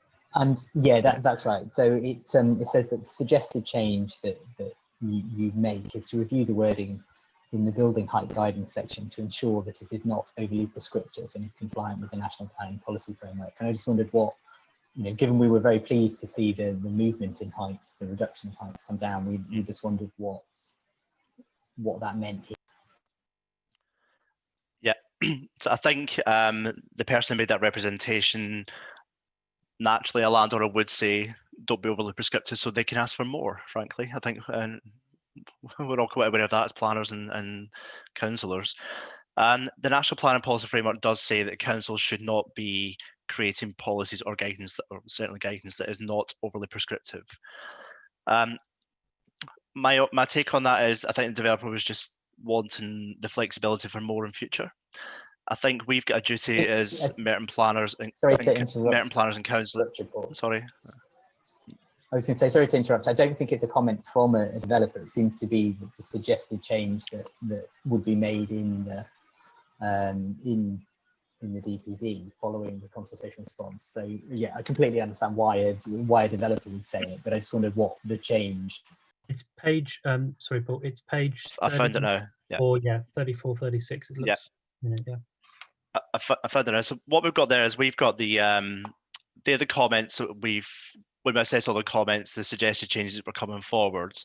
I wouldn't say we changed that so much in the plan because the plan is already guidance. I don't consider that to be overly prescriptive in the first place.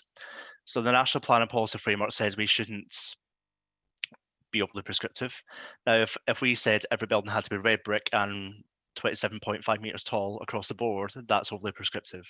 I think we've got a strong enough rationale to say we've already got policies in our local plan that support growth. It never said what good growth looks like, but now we have said it.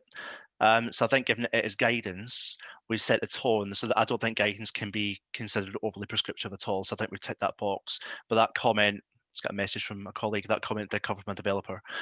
So it's been reflected in the consultation feedback. What that means though, it is building height guidance. If somebody wants to come in with a building that is taller, the council does have choices, as planning committee does. You assess whether schemes are suitable for the neighbourhoods. So the SPD sets out what we would recommend to a developer. Developers most will listen because they want certainty in the process. Some may not listen and just chance it. If that happens, all the other planning policies still come into play. We have planning policies on design, quality, appropriateness. We've got tall building policies in the local plan. The London plan is tall building policies. A developer is going to have to show that that building is awesome and amazing and delivering so many benefits if they want to skip the guidance in this plan. And they run the gauntlet at planning committee if it doesn't meet the SPD. So I think this gives planning committee more clout in agreeing whether things are appropriate or not, without being overly prescriptive. Thank you. Yeah, and then I think Najib's point about further comments or reflections on that particular number for the building height. Well, yeah, I mean, yeah. I would just say as far as planning committee is concerned, it would be helpful. It is a major issue in every application that we get around height, absolutely major. And for me, I'm much happier when these applications have gone before design and review, because when they've gone before design and review, we get a real feel about the quality of the building. And that makes it easier for planning then to actually make a decision around whether or not this fits in with the area. But the height issue is always major, absolutely major. So this would be much more helpful, I think, having having that set up. Yeah, and just before I answer Najeeb's point, just to pick up on what Linda said, in the implementation section of the SPD, we've also added in a checklist for pre-app. Development control have a checklist anyway. When applicants ask, what we're now doing is putting that out in public and saying, developers, if you're going to come to us and seek permission in Wimbledon, make sure you've done the following. So again, that will carry through to the planning committee reports in due course. In terms of feedback I've had from residents, I mean, right through this whole process, there's been a lot of engagement. All engagement's good, but whether people like it or not is another matter. It's been a very emotive issue. We know change is difficult. I've not had a lot of feedback this week. I think I've had two or three emails from local resident groups, and I was pleasantly surprised that the comments were nice, because they said that they've recognised the changes since version 1 to version 2 to now. They've said they're glad the council's listening. The building heights may still be an issue to some people, but actually the fact that we've responded and changed, people have got confidence in us in that. So I was quite pleased to get that. But yeah, I must admit, only a couple of emails this week, nothing major. Fantastic. And I had a question about section 12, about the sort of place-based approach. And again, you may have touched on it, but already about the subsequent borough plan and local plan rather, and other changes that this will subsume. But how do we address that COVID change, particularly when we talk about home deliveries, increased home working, etc.? Yeah. It's a funny one because it's certainly something that my team are active on through the transport team and working with Loch Wimbledon and the Business Association. It's something that may never come to planning committee. So in terms of a supplementary planning document needing to address it, that could be said in the SPD, and we have referenced changes to the high street. We knew the high streets were changing last year before COVID even struck. I think lockdown has massively ramped up changes to the high street, which we may not recognise yet. So home deliveries, whether that's supermarket deliveries and the impact that's got on streets, or your town centre restaurants and cafes, when you walk past them, they might look dead, but they're making a fortune because they're using Deliveroo, Just Eat, Uber Eats, any other delivery company. So that kind of urban mobility, quick local delivery thing is a new part of urban logistics. When we currently get planning applications for restaurants, we know they're probably going to be using these services. So we now have transport planning comments saying, where are these motorcycles meant to park? The reason we try and accommodate it, what we can't do is change the highway every time a restaurant opens, because you can't always fit motorcycle bays right in front of the shop you want it. But we've done a bit of work with Loch Wimbledon and the three main delivery companies, because it was an issue in Wimbledon Bridge where there was such a glut of motorbikes. And then those drivers need welfare facilities as well, but who provides their toilets, for example? The problem we had in Wimbledon is we did dedicate bays in Hartfield Road car park to say, can they all congregate there, then pick up the deliveries so they're not clogging the pavements and endangering pedestrians. And it's very apparent that the way they work is the drivers have got to be right outside the shop they're serving to pick up the job, because their mobile phones work in algorithms. So the closer they are to the restaurant, they're more likely to get the work, and they're all technically self-employed. So it's quite a hard thing to plan for, because it's all based on mobile phone data and proximity to the venue, and you don't know when one restaurant's going to close or one new one opens, and that's the hottest ticket in town. So it's a moving feast. We keep it under review with the businesses directly, but again, it's not particularly an SPD because it's not something we can plan for through planning applications. But it is certainly something we're aware of. The high streets are changing, and that's one of the changes. It's got more of an impact on highways than it does on planning. Thank you. No, it's good to know. I completely understand. Dennis, you had a question for this round, and then we'll go to someone else. It's also to do with tall buildings. Now, I know you shouldn't believe what you read in local papers, but I saw an article in the London Evening Standard 2 or 3 years ago where they did a full double-page spread on tall buildings in London. And Merton was one of the only 3 or 4 boroughs that did not have any plans to build tall buildings at the time. Now, am I assuming that way forward has now moved on, and we are looking to build taller buildings in Wimbledon maybe? Because I find that in my area, anything over 2 stories, people complain. There's a that was earlier at the beginning of the year. But if you are brought up and you grew up in central London, it was quite nice on my way to school to look up and see a building that wasn't at least 6 stories high. So is it a case of our residents, especially in Wimbledon, may find it very difficult to get used to the idea that there are going to be more and more tall buildings? It's good. Good question, Dennis. Does anyone else, Anthony? Do you have another follow up or anything at all? No. Cool. Linda. No. All right, Dennis. Dennis's question, Paul. Thanks, Dennis. So the survey that you mentioned, the Evening Standard, I think that was the New London Architecture Tall Building Survey that happens every year.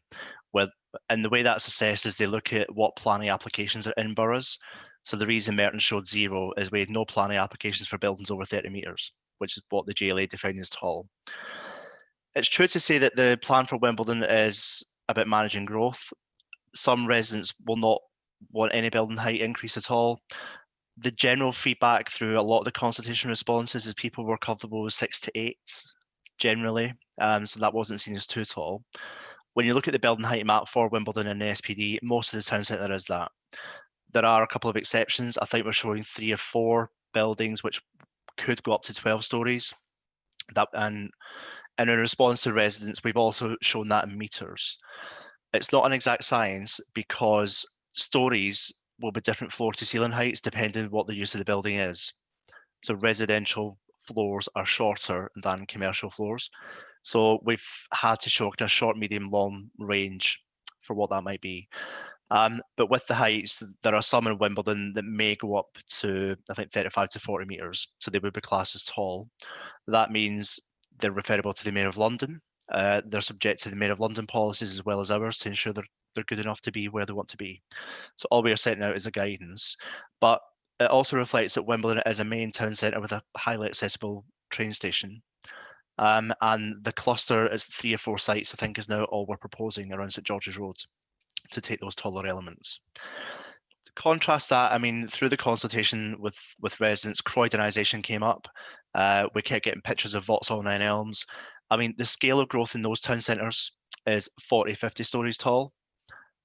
We are talking 8, 10, 12. It is a different league of growth. And again, one that we feel as Merton planners is an appropriate level of growth that can still secure economic benefits. Brilliant. Thanks. Thanks very much, Paul. Are there any further questions, comments before we address the recommendation at hand? No? Brilliant. Okay. So bear with me, rather long. We'll go through it, A, B, C, D.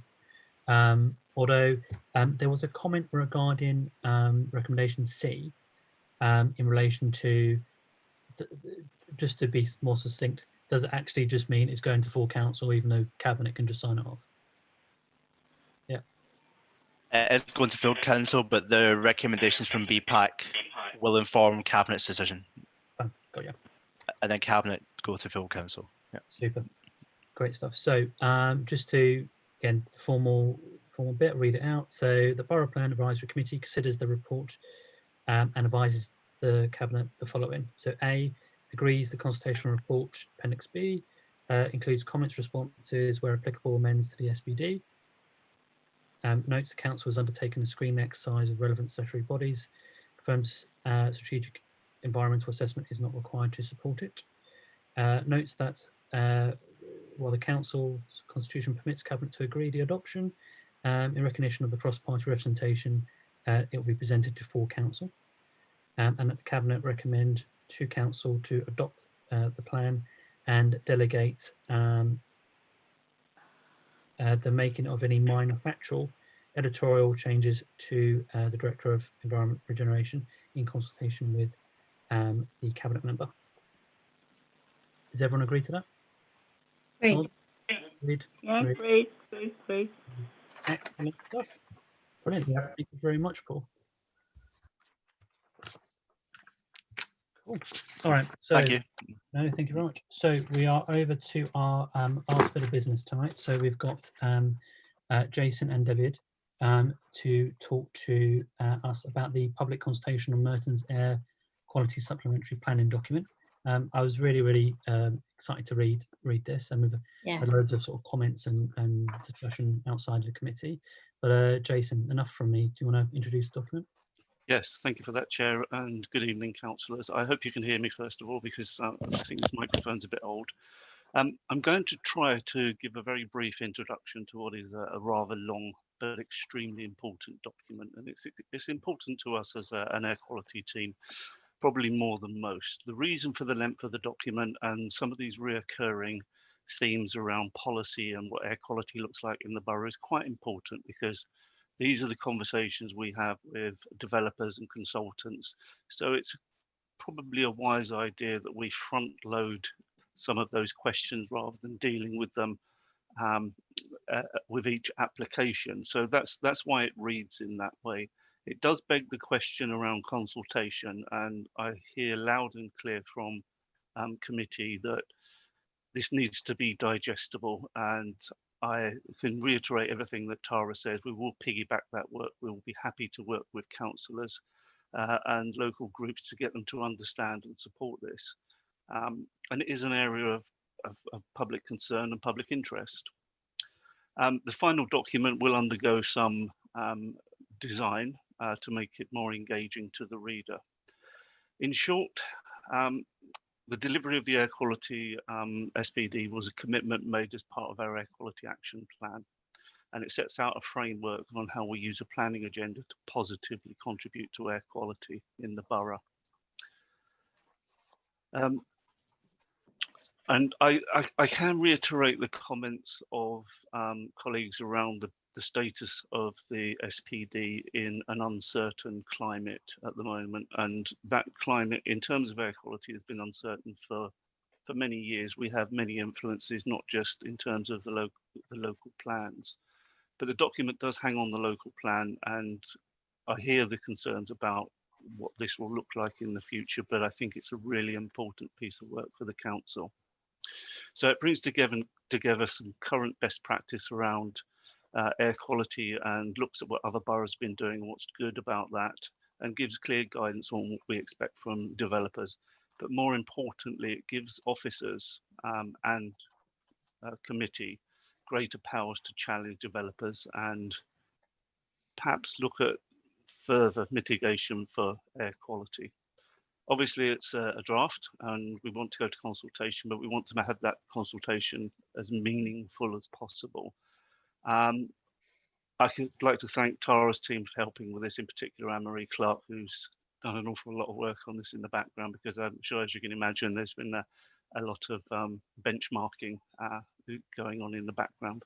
So really, I can throw the floor open for questions, and hopefully myself and Davide between ourselves can answer those. But it's important to note that it is a draft document and we expect it to change, and we hope that there's a lot of public interest. Thank you very much, Jason, and like I said, thank you so much for your time on this as well. It is I think there would be considerable interest across different groups for different reasons. So who wants to start this first round? So we talk about generalities first, and we'll go into a bit specifics in the second round. So David, Linda, and then Anthony. Sorry, Dennis. Okay, I see you, David, all the time there, so I'm always saying David. Dennis first, Linda, then Anthony. Yes, with air quality, we all worry about our children growing up. In my case, my grandchildren. The council have done recently that they're putting in sort of exclusions around schools. I know this is a specific question, but do you think, or how much of a difference do you think that's going to make to air quality generally around the borough, or just around schools? That's a good question. It's a general question as well. Linda.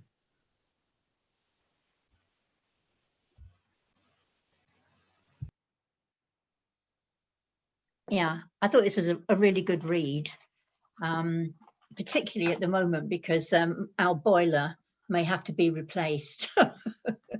and we're talking about digging up trenches in the garden at the moment, which and underfloor heating, and yeah, it's but it really does make you think.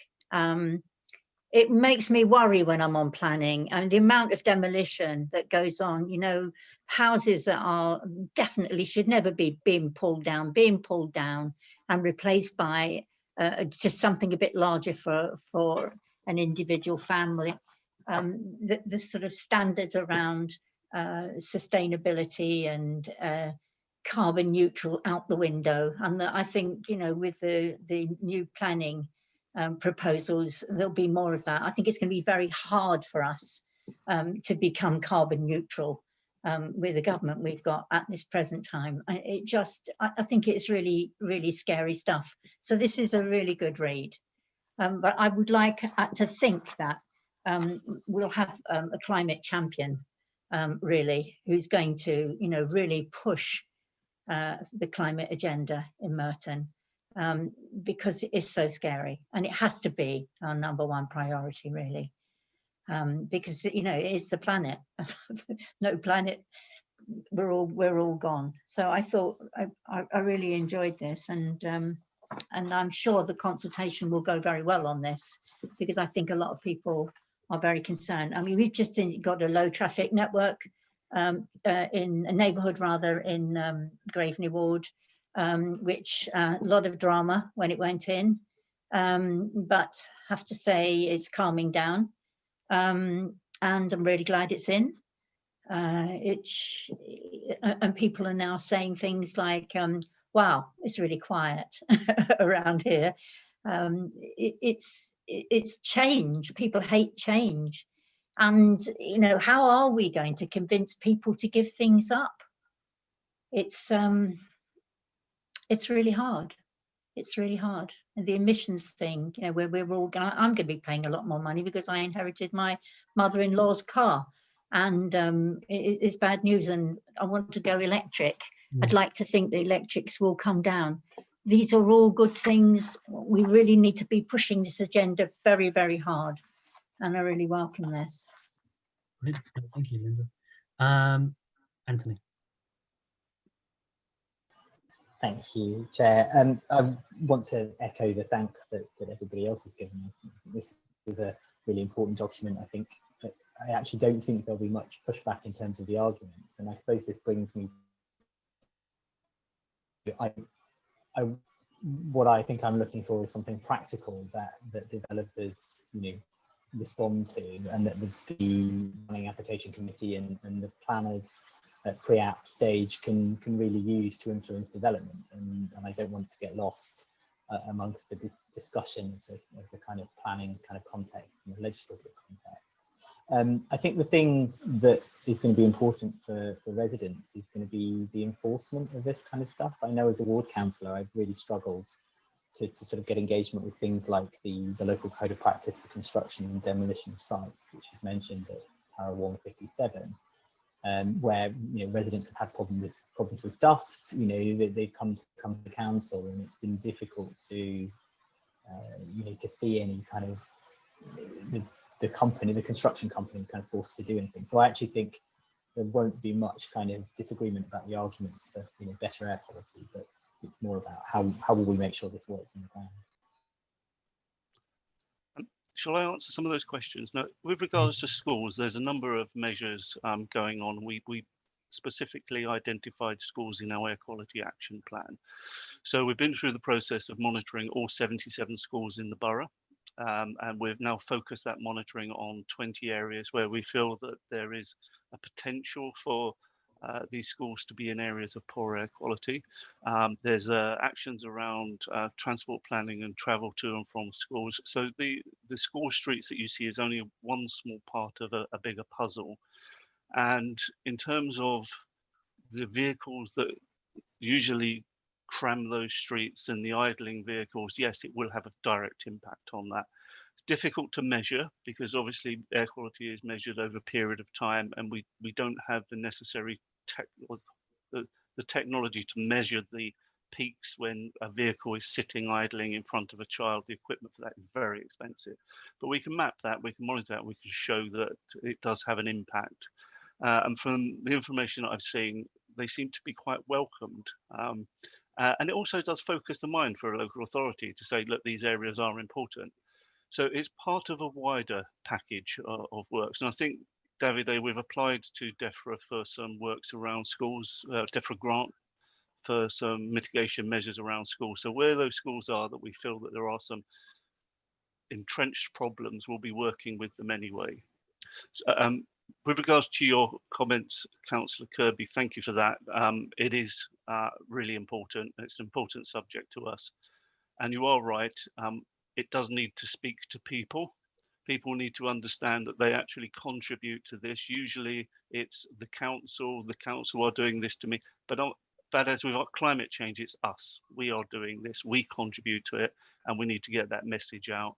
And this actually, for me, sets out our stall for air quality with regards to development. I'm not saying it's perfect.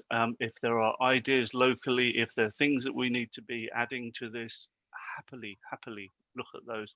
Happy to meet with groups and discuss all of this. In terms of enforcement, that's a really interesting one. Enforcement, there's a number of layers to this.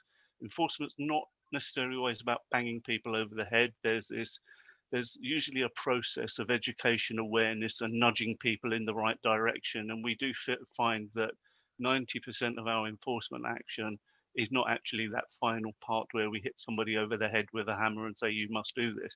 It is that educating people in that direction. That enforcement, you're absolutely right. We would love to have resources that can go out and do that. And what we are doing at the moment is we've developed cleaner construction for London. So Merton are delivering a project on behalf of the Mayor of London to all London boroughs around polluting site equipment. So we're hoping to extend that to smaller sites and then to incorporate those other things. And it's a really interesting piece of work, and we're seeing sort of 90% compliance, even if it's just a planning condition. And the buy-in from the construction industry at the moment is quite heartwarming. They do want to do things, but they want to know what to do. So we just need to set out that stall. So I would say enforcement, yeah, it is about being on the ground and being able to tackle these things. But this is a really good start in terms of how we have those initial negotiations and what we ask of people, rather than the tail end of it. Thank you, Jason. I'll just bring in Geraldine. Do you have any general questions?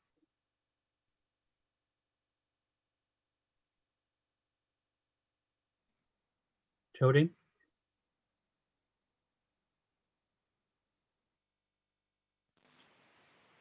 Can you hear me now? I can hear you. Yeah, okay. Yes, I too have been fortunate to have a couple of the school streets and the low traffic flow barriers implemented in FIGs. And yes, there was complete confusion and rows from residents about this thing being foisted on them. But after the initial confusion and chaos, I've now got nothing but good reports from the residents about how lovely and quiet it is in their roads. And the schools are thrilled that they haven't got all the parking riots around the school. So it's going very well. But obviously, yes, it does take time to put through and to get residents and other people to understand why it's important to do, and wielding people away from their cars is going to be very, very hard. We accept that. So, and I know there are other school streets and low traffic roads going to be implemented in the future as we go forward. But one thing that I wanted to an update on, if you like, is that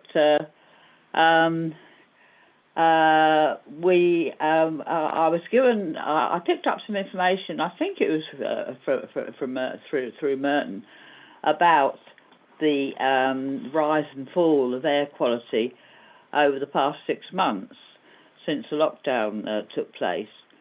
So where it reduced quite dramatically during the when the lockdown started, it's consequently crept back up after the easing of the lockdown to levels as high as it was before, the COVID-19 situation kicked in. And in terms of areas of the borough, statistics have been taken showing that Mitcham is now by far the worst, the most badly affected area for air quality in the borough. And I wonder if future Merton officers have picked up on this and know if there's any way they can get onto this to bring it down, the levels down in Mitcham a bit more. Yeah. Good Perhaps I question. can answer that one. Or should I take the Indian batteries or answer this one? I'm quite happy to. Let me bring Najib in first, and I've got a question as well. Najib, do you have a question? No. Brilliant, cool. For me, I've got a question. It bridges off Geraldine's point about the 2 points really. What is the strategic intent for rolling out the schools neighbourhood across all schools in the borough? Bearing in mind Geraldine's point about one of the schools in the east of the borough, for example, is not in that scheme. And when we talk about equalities and our duty to ensure sort of health inequalities are addressed, again, going back to Geraldine's point as well, we're seeing the change of traffic and funneling of traffic and pollution to main streets because of the various initiatives we've done. How does that factor with that type of analysis, or is that work to be done given it's a moving feast? Okay, thank you, Chair. With regards to the first point, this is a horrible time to be living in, and we don't want to be seen to be capitalising on this, but it has been a real opportunity in terms of air quality to look at behavioural change and what things look like with and without traffic. So we made a conscious effort to ramp up our monitoring and report on that. So we reported on the first part of lockdown, and we saw some quite dramatic changes. I mean, most of this is you'll see this yourself. I mean, and you'll feel it, and you'll feel it in your lungs as you walk through certain parts. And we saw a reduction, I think, of about 25 to 30% of NOx. Now, that doesn't sound a massive amount, but it's a big difference, and it's a difference between compliance and non-compliance for lots of sites. So we did see an awful lot of sites that weren't compliant that became compliant, but the pendulum has now swung the other way. There's a concern about public transport. And we're now seeing, and this is data back to always happy to share all of this. And I think we're going to be doing a report anyway, because there's a chance to learn from some of this. And we've seen the pendulum swing back the other way, and we're now back to levels pre-lockdown, and they are rising above that. And this is without the September schools traffic. So I think what we're going to see over the next couple of months is going to probably be even worse. And this is an opportunity that we're all going to learn from. And there's many, many things happening behind the scenes with regards to the air quality community and what we can learn from this. We had a really steady set of data where we were showing that air quality was dropping in London, air pollution was dropping in London. And it was those entrenched areas like town centres that were the harder or tougher nuts to crack. And that's what we're going to see. I think it's going to be that. It's going to be our town centres. Which is why we have these planning documents, so we can consider obviously how we introduce pollution into those areas. But there is lots of work to be done on that. With regards to the schools monitoring, from my understanding, and this is a project being led by transport colleagues, there are 26 schools being identified, and the way in which they're identified, there's the art of the possible. They have to be geographically located in a way where you can restrict traffic. So if you're on a red route or something like that, or it impacts on a red route, it's very difficult to actually say we're going to stop this through traffic. So therefore you would then aim those other measures at schools. But as I say, I think 26 have been identified. There was another question, sorry. Yeah, so yeah, Geraldine's question. I think you've addressed Geraldine's question, but for my question, it was basically the inequalities addressing in terms of looking at. So we have, through policy, implemented changes, and we're expecting people to have a behaviour change, but as a result, there's always the unintended consequence. Where are we now looking at where the new channels, funnels of pollution is being created to understand the impact? I'm particularly thinking about people who live above shops and main roads, who now we're funneling a lot more traffic onto them. Most of these areas are captured as our focus areas. So these are areas imposed on us by the Mayor of London. So for instance, in Wimbledon town centre, we have a Cleaner Village project, and I think we've applied for, I think I can announce this, but we have applied for one for Mitcham, because we realise that that's an area of concern. So we are trying to push most of our actions to those key areas. And I think over time, and this is obviously something that is developing all the time, but over time we will start to zoom in on the problem areas, which will be the town centres. And that's when we'll be looking at things like clean air zones and clean air villages and things like that. But we live in a really strange time. Our data is it was stable and steady, and now it's very, very strange. But it's not unexpected, and there's a lot to be learned. We'll be learning about this for 20 years. No, I completely agree. Before we go into questions on specific points, could you just elaborate what the Clean Air Village is, just for those watching or on the panel who don't know what they are? Clean Air Village is an area where we work with businesses to try and reduce their emissions around how they get their deliveries, around measures like transportation, coordinating their refuse collection, stopping all the idling outside the vehicle. So it's a number of measures. These aren't particularly onerous. They are aimed to help recovery of businesses. We're not imposing anything.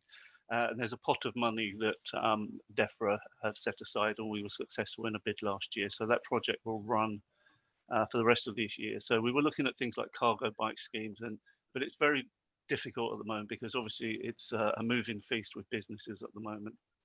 But we do have some interesting monitoring going on in Wimbledon Town Centre about traffic and footfall and various other bits that will give us some key information.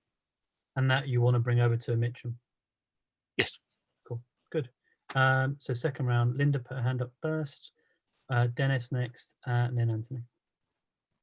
One of the things that bothers me in planning is when developers want to increase the space standards because they're just about minimum, so they need that extra little bit, they shove these awful balconies that overlook a main road. And you kind of think, this is appalling. Why would anybody want to sit out on that balcony over a main road? I mean, classic example of that, if you go down Plough Lane into Durnsford, where you've got all these crappy little balconies. And is there anything we can do to restrict that kind of development? That would be handy. And can I just say, on the sort of, as individual councillors, we're dealing with the sort of anger and upset when we introduce something like street scenes, low traffic neighbourhoods and school streets. But Martin Welton, who's a cabinet member, is having to deal with all of them. So I just wonder whether he wants to say anything about it, because it's a huge responsibility. Really, when you're the cabinet member and you end up with 93 million emails over it of very aggressive people, it's quite hard work. Martin, do you want to say something? Yeah, I mean, I will say, obviously, I think I mean, that is one of the reasons we are introducing school streets and low traffic neighbourhoods, because we do want to promote active travel in the borough in terms of cycling, walking, but also as well improve the air quality outside school and to make it a cleaner environment. It involves a lot of change in a very short period of time because they are being introduced as emergency measures. But, you know, given that we have as a council declared it as a climate change emergency, I see this as one of our top priorities. And I think what Linda said earlier in the discussion is completely right. You know, we do have to protect our planet, but also as well encouraging people to take up more environmentally friendly vehicles, like obviously electric vehicles. And we're seeing a huge increase in the borough now as well. And to ensure that people have ready access to charging points, and that, you know, we as a council encourage that, because, you know, improving the air quality across the borough, both in Wimbledon and in Mitcham, is a high priority given the number of premature deaths there is here in Merton each year as a result of air quality. I think people suffering respiratory and respiratory conditions. And thank you, Martin. I absolutely bang on there. Dennis, so over to you next for a specific question. Yes, this is a bit long-winded, I'm afraid. I hate to do this, but the end of last year, this year, I wonder what difference these things make, because I assume that traffic is the major polluter. I don't know, I've no evidence myself to prove that, but I have had, the end of last year and this year, I've had all new electrics put in, and I've got 3 times as many lights at half the cost. I'm also about to put in a brand new electric cooker taking out gas, and I noticed in the local plan gas boilers were, you know, prohibited in new build. And what I also plan to do is to when my boiler, which is on the verge of going over the edge of efficiency, put a new electric boiler in and then put solar panels in. Now, I wonder how effective that would be personally, but also if loads of people tried it, because about 18 months ago, I had a discussion with an officer, and I won't name them, but my suggestion was in schools, when gas boilers become in need of repair or replace them with electric and then put solar panels on the school roof. And eventually, because of the effect of gas boilers against electric ones, how would that, because I was told it was unaffordable by the borough, or by the person I was talking to, it was an unaffordable idea. But I wonder how those measures would affect the air quality generally. Thank you, Dennis. And then we've got Anthony's question, and I'll do a roundup. Thank you. I was going to ask about the sort of mechanics of how councillors and residents can engage with this in planning. Obviously, the SPD isn't likely to be something that results in applications being rejected, but it's going to have a role at the kind of pre-application stage and maybe in the granting of conditions. How can residents and councillors kind of engage with the material in the SPD to make sure they get the kind of changes that they want at the right time? Thank you, Anthony. So we've got from Linda about the sort of balcony development and what can we do to strengthen planning there. Dennis's point about domestic measures, but also schools and other places in terms of gas to electric conversions, and Anthony's point again about engagement with councillors. Okay, so with regard to the first point, balconies, it's a bit of a bugbear for air quality officers. I think anyone that works in the industry will, I think Davido will start smiling at this point. We see them on developments on main roads near roundabouts and things like that. We can ask for artificial ventilation and sealed windows, and this policy will allow us to try and push that even harder. Sometimes designers seem to trump air quality. But obviously, the more powers we have to put that on the agenda, the better. So yeah, there are practical things you can do around artificial ventilation, sealed windows, no balconies, that sort of thing. And this is probably one of the documents where that will sit. With regards to Councillor Welton is absolutely right. There's a number of areas of air quality. This is just one part of a larger air quality action plan. So this SPD was just one small part. There's a lot going on around transport and around schools and around traffic. So it's important to know that this isn't just the only part of air quality that's going on in the borough. In terms of heating, yeah, heating is a part of the air quality problem. It's not just traffic. I think it's about 40% of the, and Davide will correct me here, it's about 40% of the problem. So if you are addressing that, you're addressing the underlying background problem. And if you are changing your boiler to an ultra low NOx one or electric one, you also benefit the carbon agenda. And the schools, this is a comment that we have raised around climate change as well, because obviously some schools are quite old and they have old central heating systems, and there may be opportunities to look at a climate change fund and perhaps help with that work. But I'm sure that that's for another conversation. And there was another question. Sorry, you have to forgive me. Yeah, no worries. It was Anthony's question on engagement, how either working together or how the best mechanism, as you referenced before, what councillors can support with community engagement. Absolutely agree, and I'll echo comments from Tara about this. We're quite happy to piggyback on the work. It's something, in theory, it's a really good news story. It's a really good piece of work, and it's sort of staking our point in the ground around air quality. And I'm more than happy for us to link up with councillors and organisations and perhaps try and explain some of this stuff, because the document is quite lengthy. It's not the most digestible document in the world, but it is actually very important to us. So I'm quite happy to, as I say, follow with Tara and link into some of those networks. Thank you.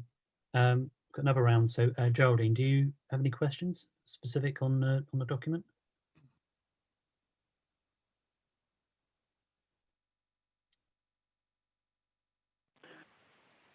Yes, I do, Aidan, thank you. I just wanted to question the issue with diesel cars, because a few years back, when the government was encouraging diesel owners to change their cars to electric because of the extra pollution that diesel cars emit, I thought there were some incentives being offered for diesel owners to do this, but I don't think it did ever happen, an incentive being offered.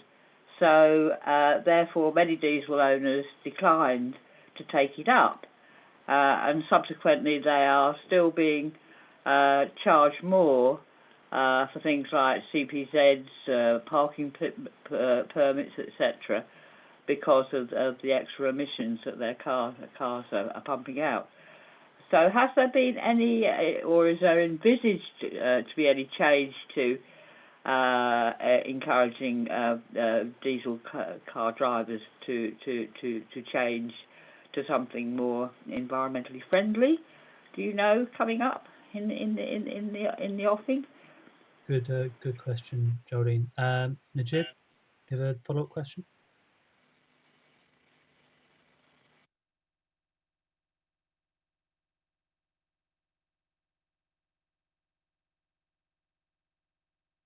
Najib, can you hear us?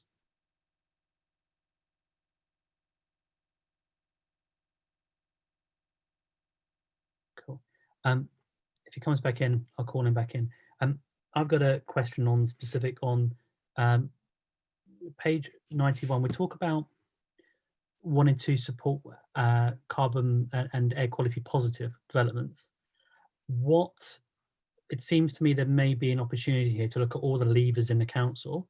How do we encourage that? And building off Geraldine's point, how do we completely appreciate I'm solutionizing here, but how do you, for example, potentially charge a higher CIL, but then give a rebate back to those who actually comply and fill in these plans, and how do we use the economic levers we've got available to actually make sure that happens? Because you make the point quite clearly that you can only encourage them to do this, whereas it would be fantastic if we can change that behavior, which is, as you said, is vital. So a couple of points here. The issue of diesel is a historic one. Originally back in 2007, 2008, I think the government were promoting diesels because they were better for carbon. But unfortunately, it turns out that they were not better for local air quality. So they created more NO2 and they created more particulates. And we had that whole issue of dirty diesels with plumes of smoke out the back.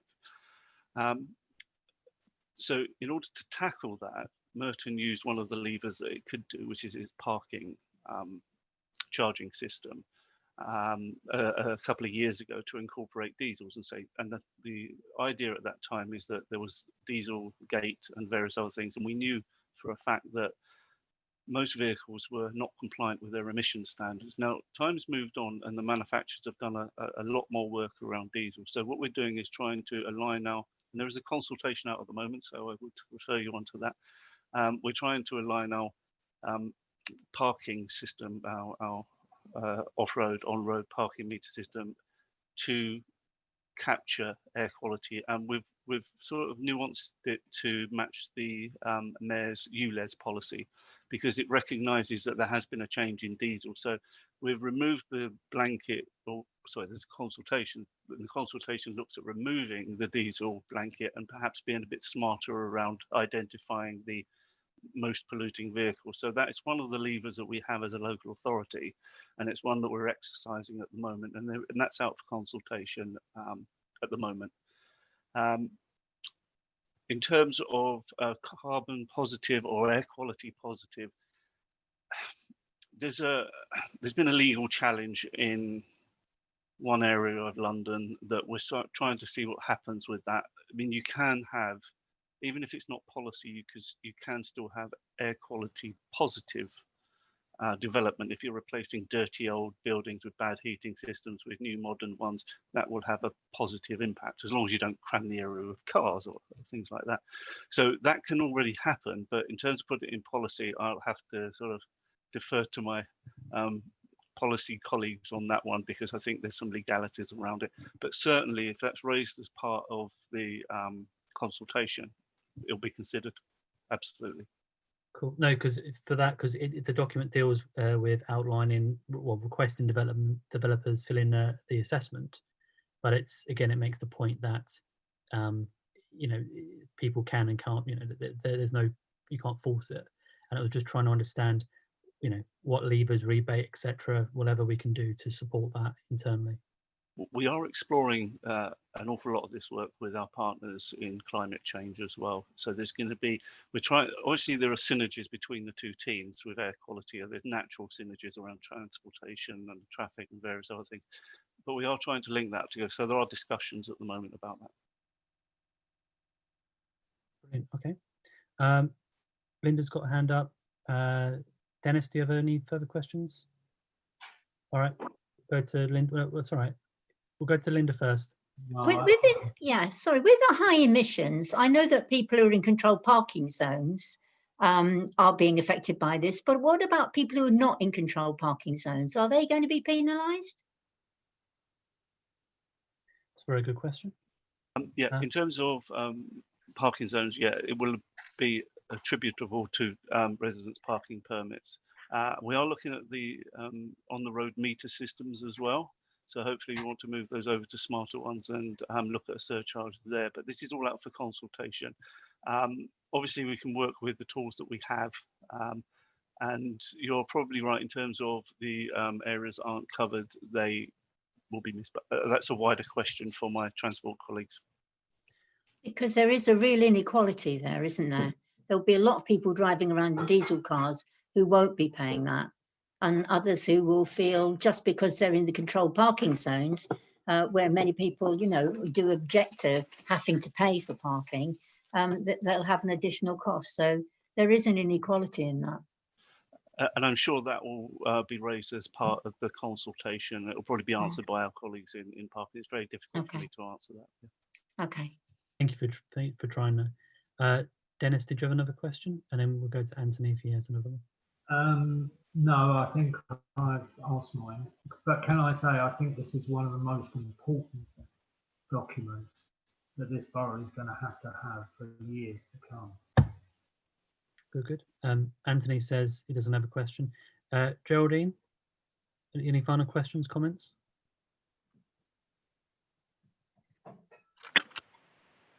Yes, Geraldine. I would like to shed a little bit of positive light on this situation that we're in currently.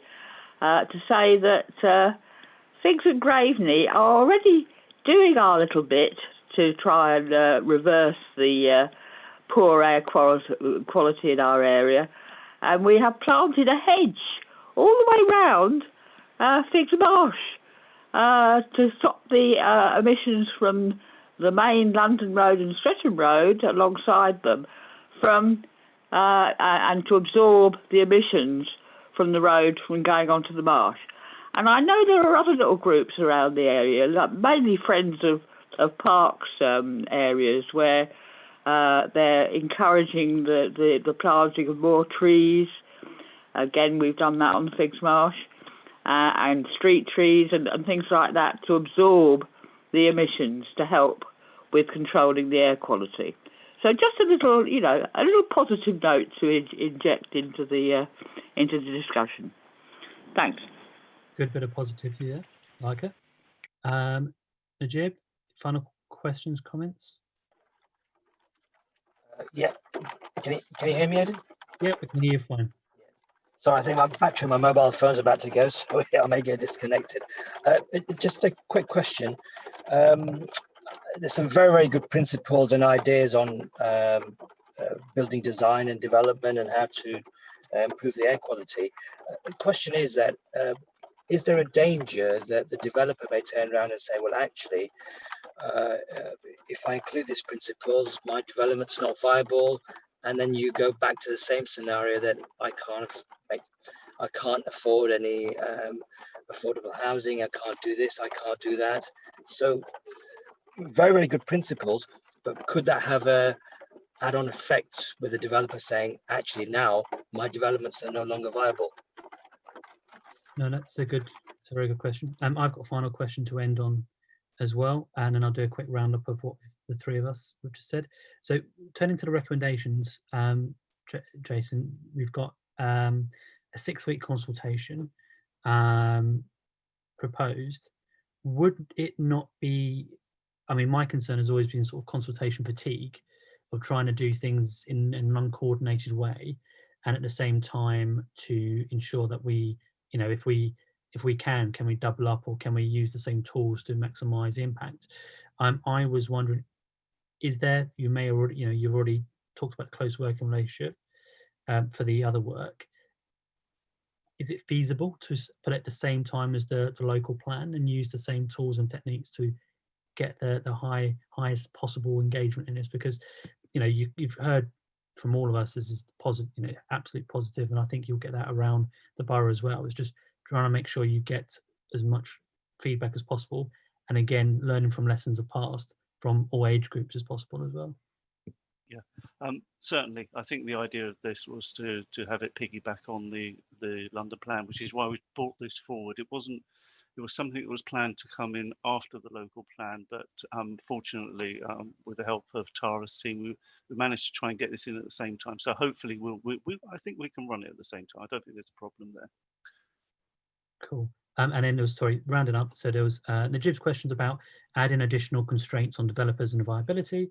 And then actually, Jordan, you had a point, but I think there's a slight question in there in a sense of what strategic, you, Jason, with and David, with all the knowledge and experience, maps and everything else and data, is there a document, or is there one pager that can be produced to say, if you're going to plant hedges and stuff as a community, these are the best places to stick them?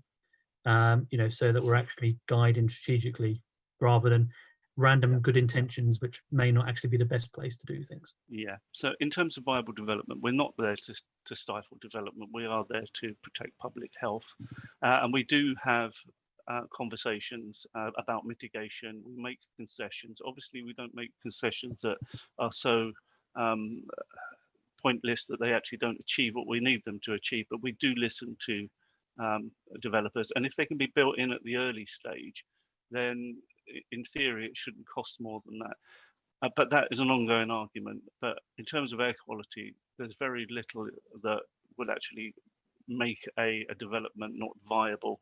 The only time you would probably have that is if you were building in the middle of a roundabout and they wanted to have balconies on it. We would say, well, simply no.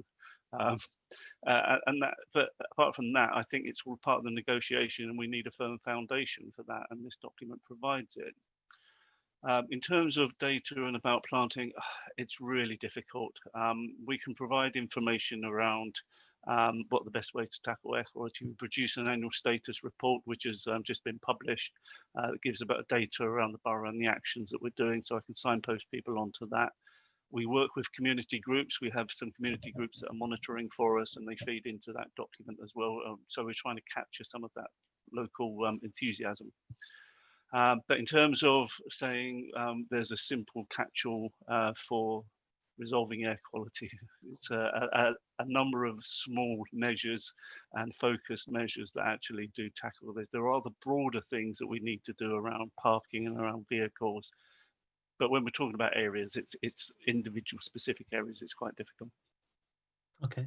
And just actually, before we turn to the recommendations and ask if there's any final points, Linda's point before about the success of the local measures, I was wondering, is there a plan to feed back to councillors and residents groups any information and data you've got on the success of them in terms of reduction in pollution, etc., just that type of stuff that helps when one is advocating on their behalf to say that actually these are working? Yeah, absolutely.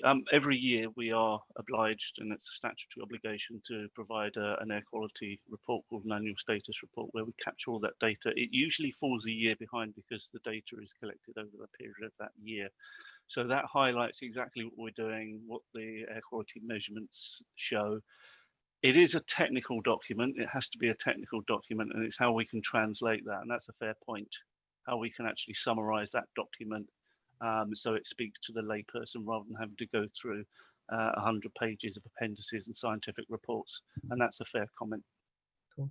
Yeah, I mean, speaking for myself, if there's anything that can be done sooner, even if it's with a big health warning on it because you haven't got the year data to compare year on year, that would be helpful, at least for me. I hope other colleagues it will be helpful too. Any final questions, comments, points before we just turn to recommendations? No. Cool, excellent. So building on 1 second, sorry.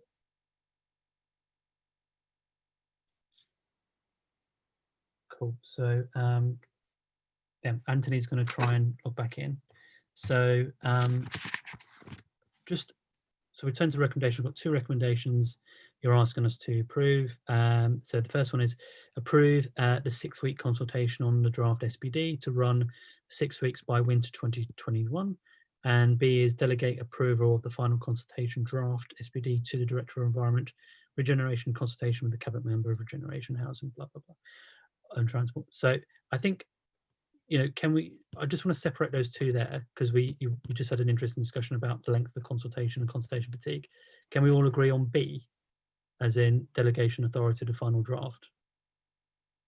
Yeah, cool. Geraldine, does that work for you? Yes, that's fine with me. Yeah. Cool. What? So in terms of A, given again, to try to make sure we reduce consultation fatigue, I've got a view to amend that to actually align with the local plan consultation, so that both things go at the same time, and ideally where possible using the same mechanisms, particularly if you're using the mapping technology. It'd be good to show what's going on if possible. If it's not, of course, don't use it. Are there any, Jason, are there any particular concerns, Martin, or any particular concerns about an amendment for that? I think we'd obviously have to consider it in terms of the timetable and whether it could be within that timescale, as well. I'm obviously aware the local plan is a major document as well, and we could certainly look into it in advance of when it goes to Cabinet next Monday. But yeah, we will consider that further. But there may be logistical issues that do need to be considered further in terms of capacity. Super, heard that. Thanks, Martin. So, Anthony, we're just talking about recommendations. I think you would agree as well with B, which talks about delegation of the final draft. We've just talked about amending A to actually have it in line with the local plan consultation. And if we change that and everyone's agreed to that, Martin will and colleagues will look into it ahead of the Cabinet, and then they will then take a view then. Does that work for everyone? If it's feasible, certainly. Yeah, cool. All right, so we support B. A is amended to the same consultation length as stated in local plan recommendation A, which is October to January, so that we've got maximum possible feedback from people. Tara, have you captured that? Yeah, I have. Super stuff. Cool. And everyone's happy with both A and B now. Brilliant. Nods. Love it. Brilliant. Thank you so much, Jason, David, Tara, Amy, and Catherine for your support for today. And thank you again, everyone, for attending. Is there any other business, any points anyone wants to raise? Martin, do you have anything at all to reflect on? No, I mean, I think obviously there's been quite interesting discussions. We're going forward both with air quality, obviously Wimbledon Master Plan going on to Cabinet, then full council in November, and of course the local plan, which is the major document. And I think we do reflect obviously in terms of the planning white paper, the implications, serious implications that will have on planning, and the considerable concerns I myself have about that document and our ability to determine planning application. But at this present time, it's in white paper form, and I think, as was said by Tara earlier this evening, it will require primary legislation if it does come into effect, and that could take time. And obviously, we don't know what's going to happen. There's various murmurs there will be further changes made. There's likely to be, but some of the algorithms on that are absolutely bonkers, because we're talking thousands and thousands of homes in some boroughs in London where actually simply that will not happen. So I think they need to get a grip, and there needs to be obviously a sense of realism, but also as well, my huge concern is provision of affordable houses as a result of changes to Section 106 in the borough, but also as well raising the thresholds in terms of when it is actually provided for as well. So obviously as a council, we are making representations on that, because we think that there does need to be changes made, and it is an unacceptable document. No, thank you. No, I think we'll echo that as well. Thank you very much. Brilliant. Thank you, everyone. Good evening, and take care. Thank you. Thanks a lot, Aidan.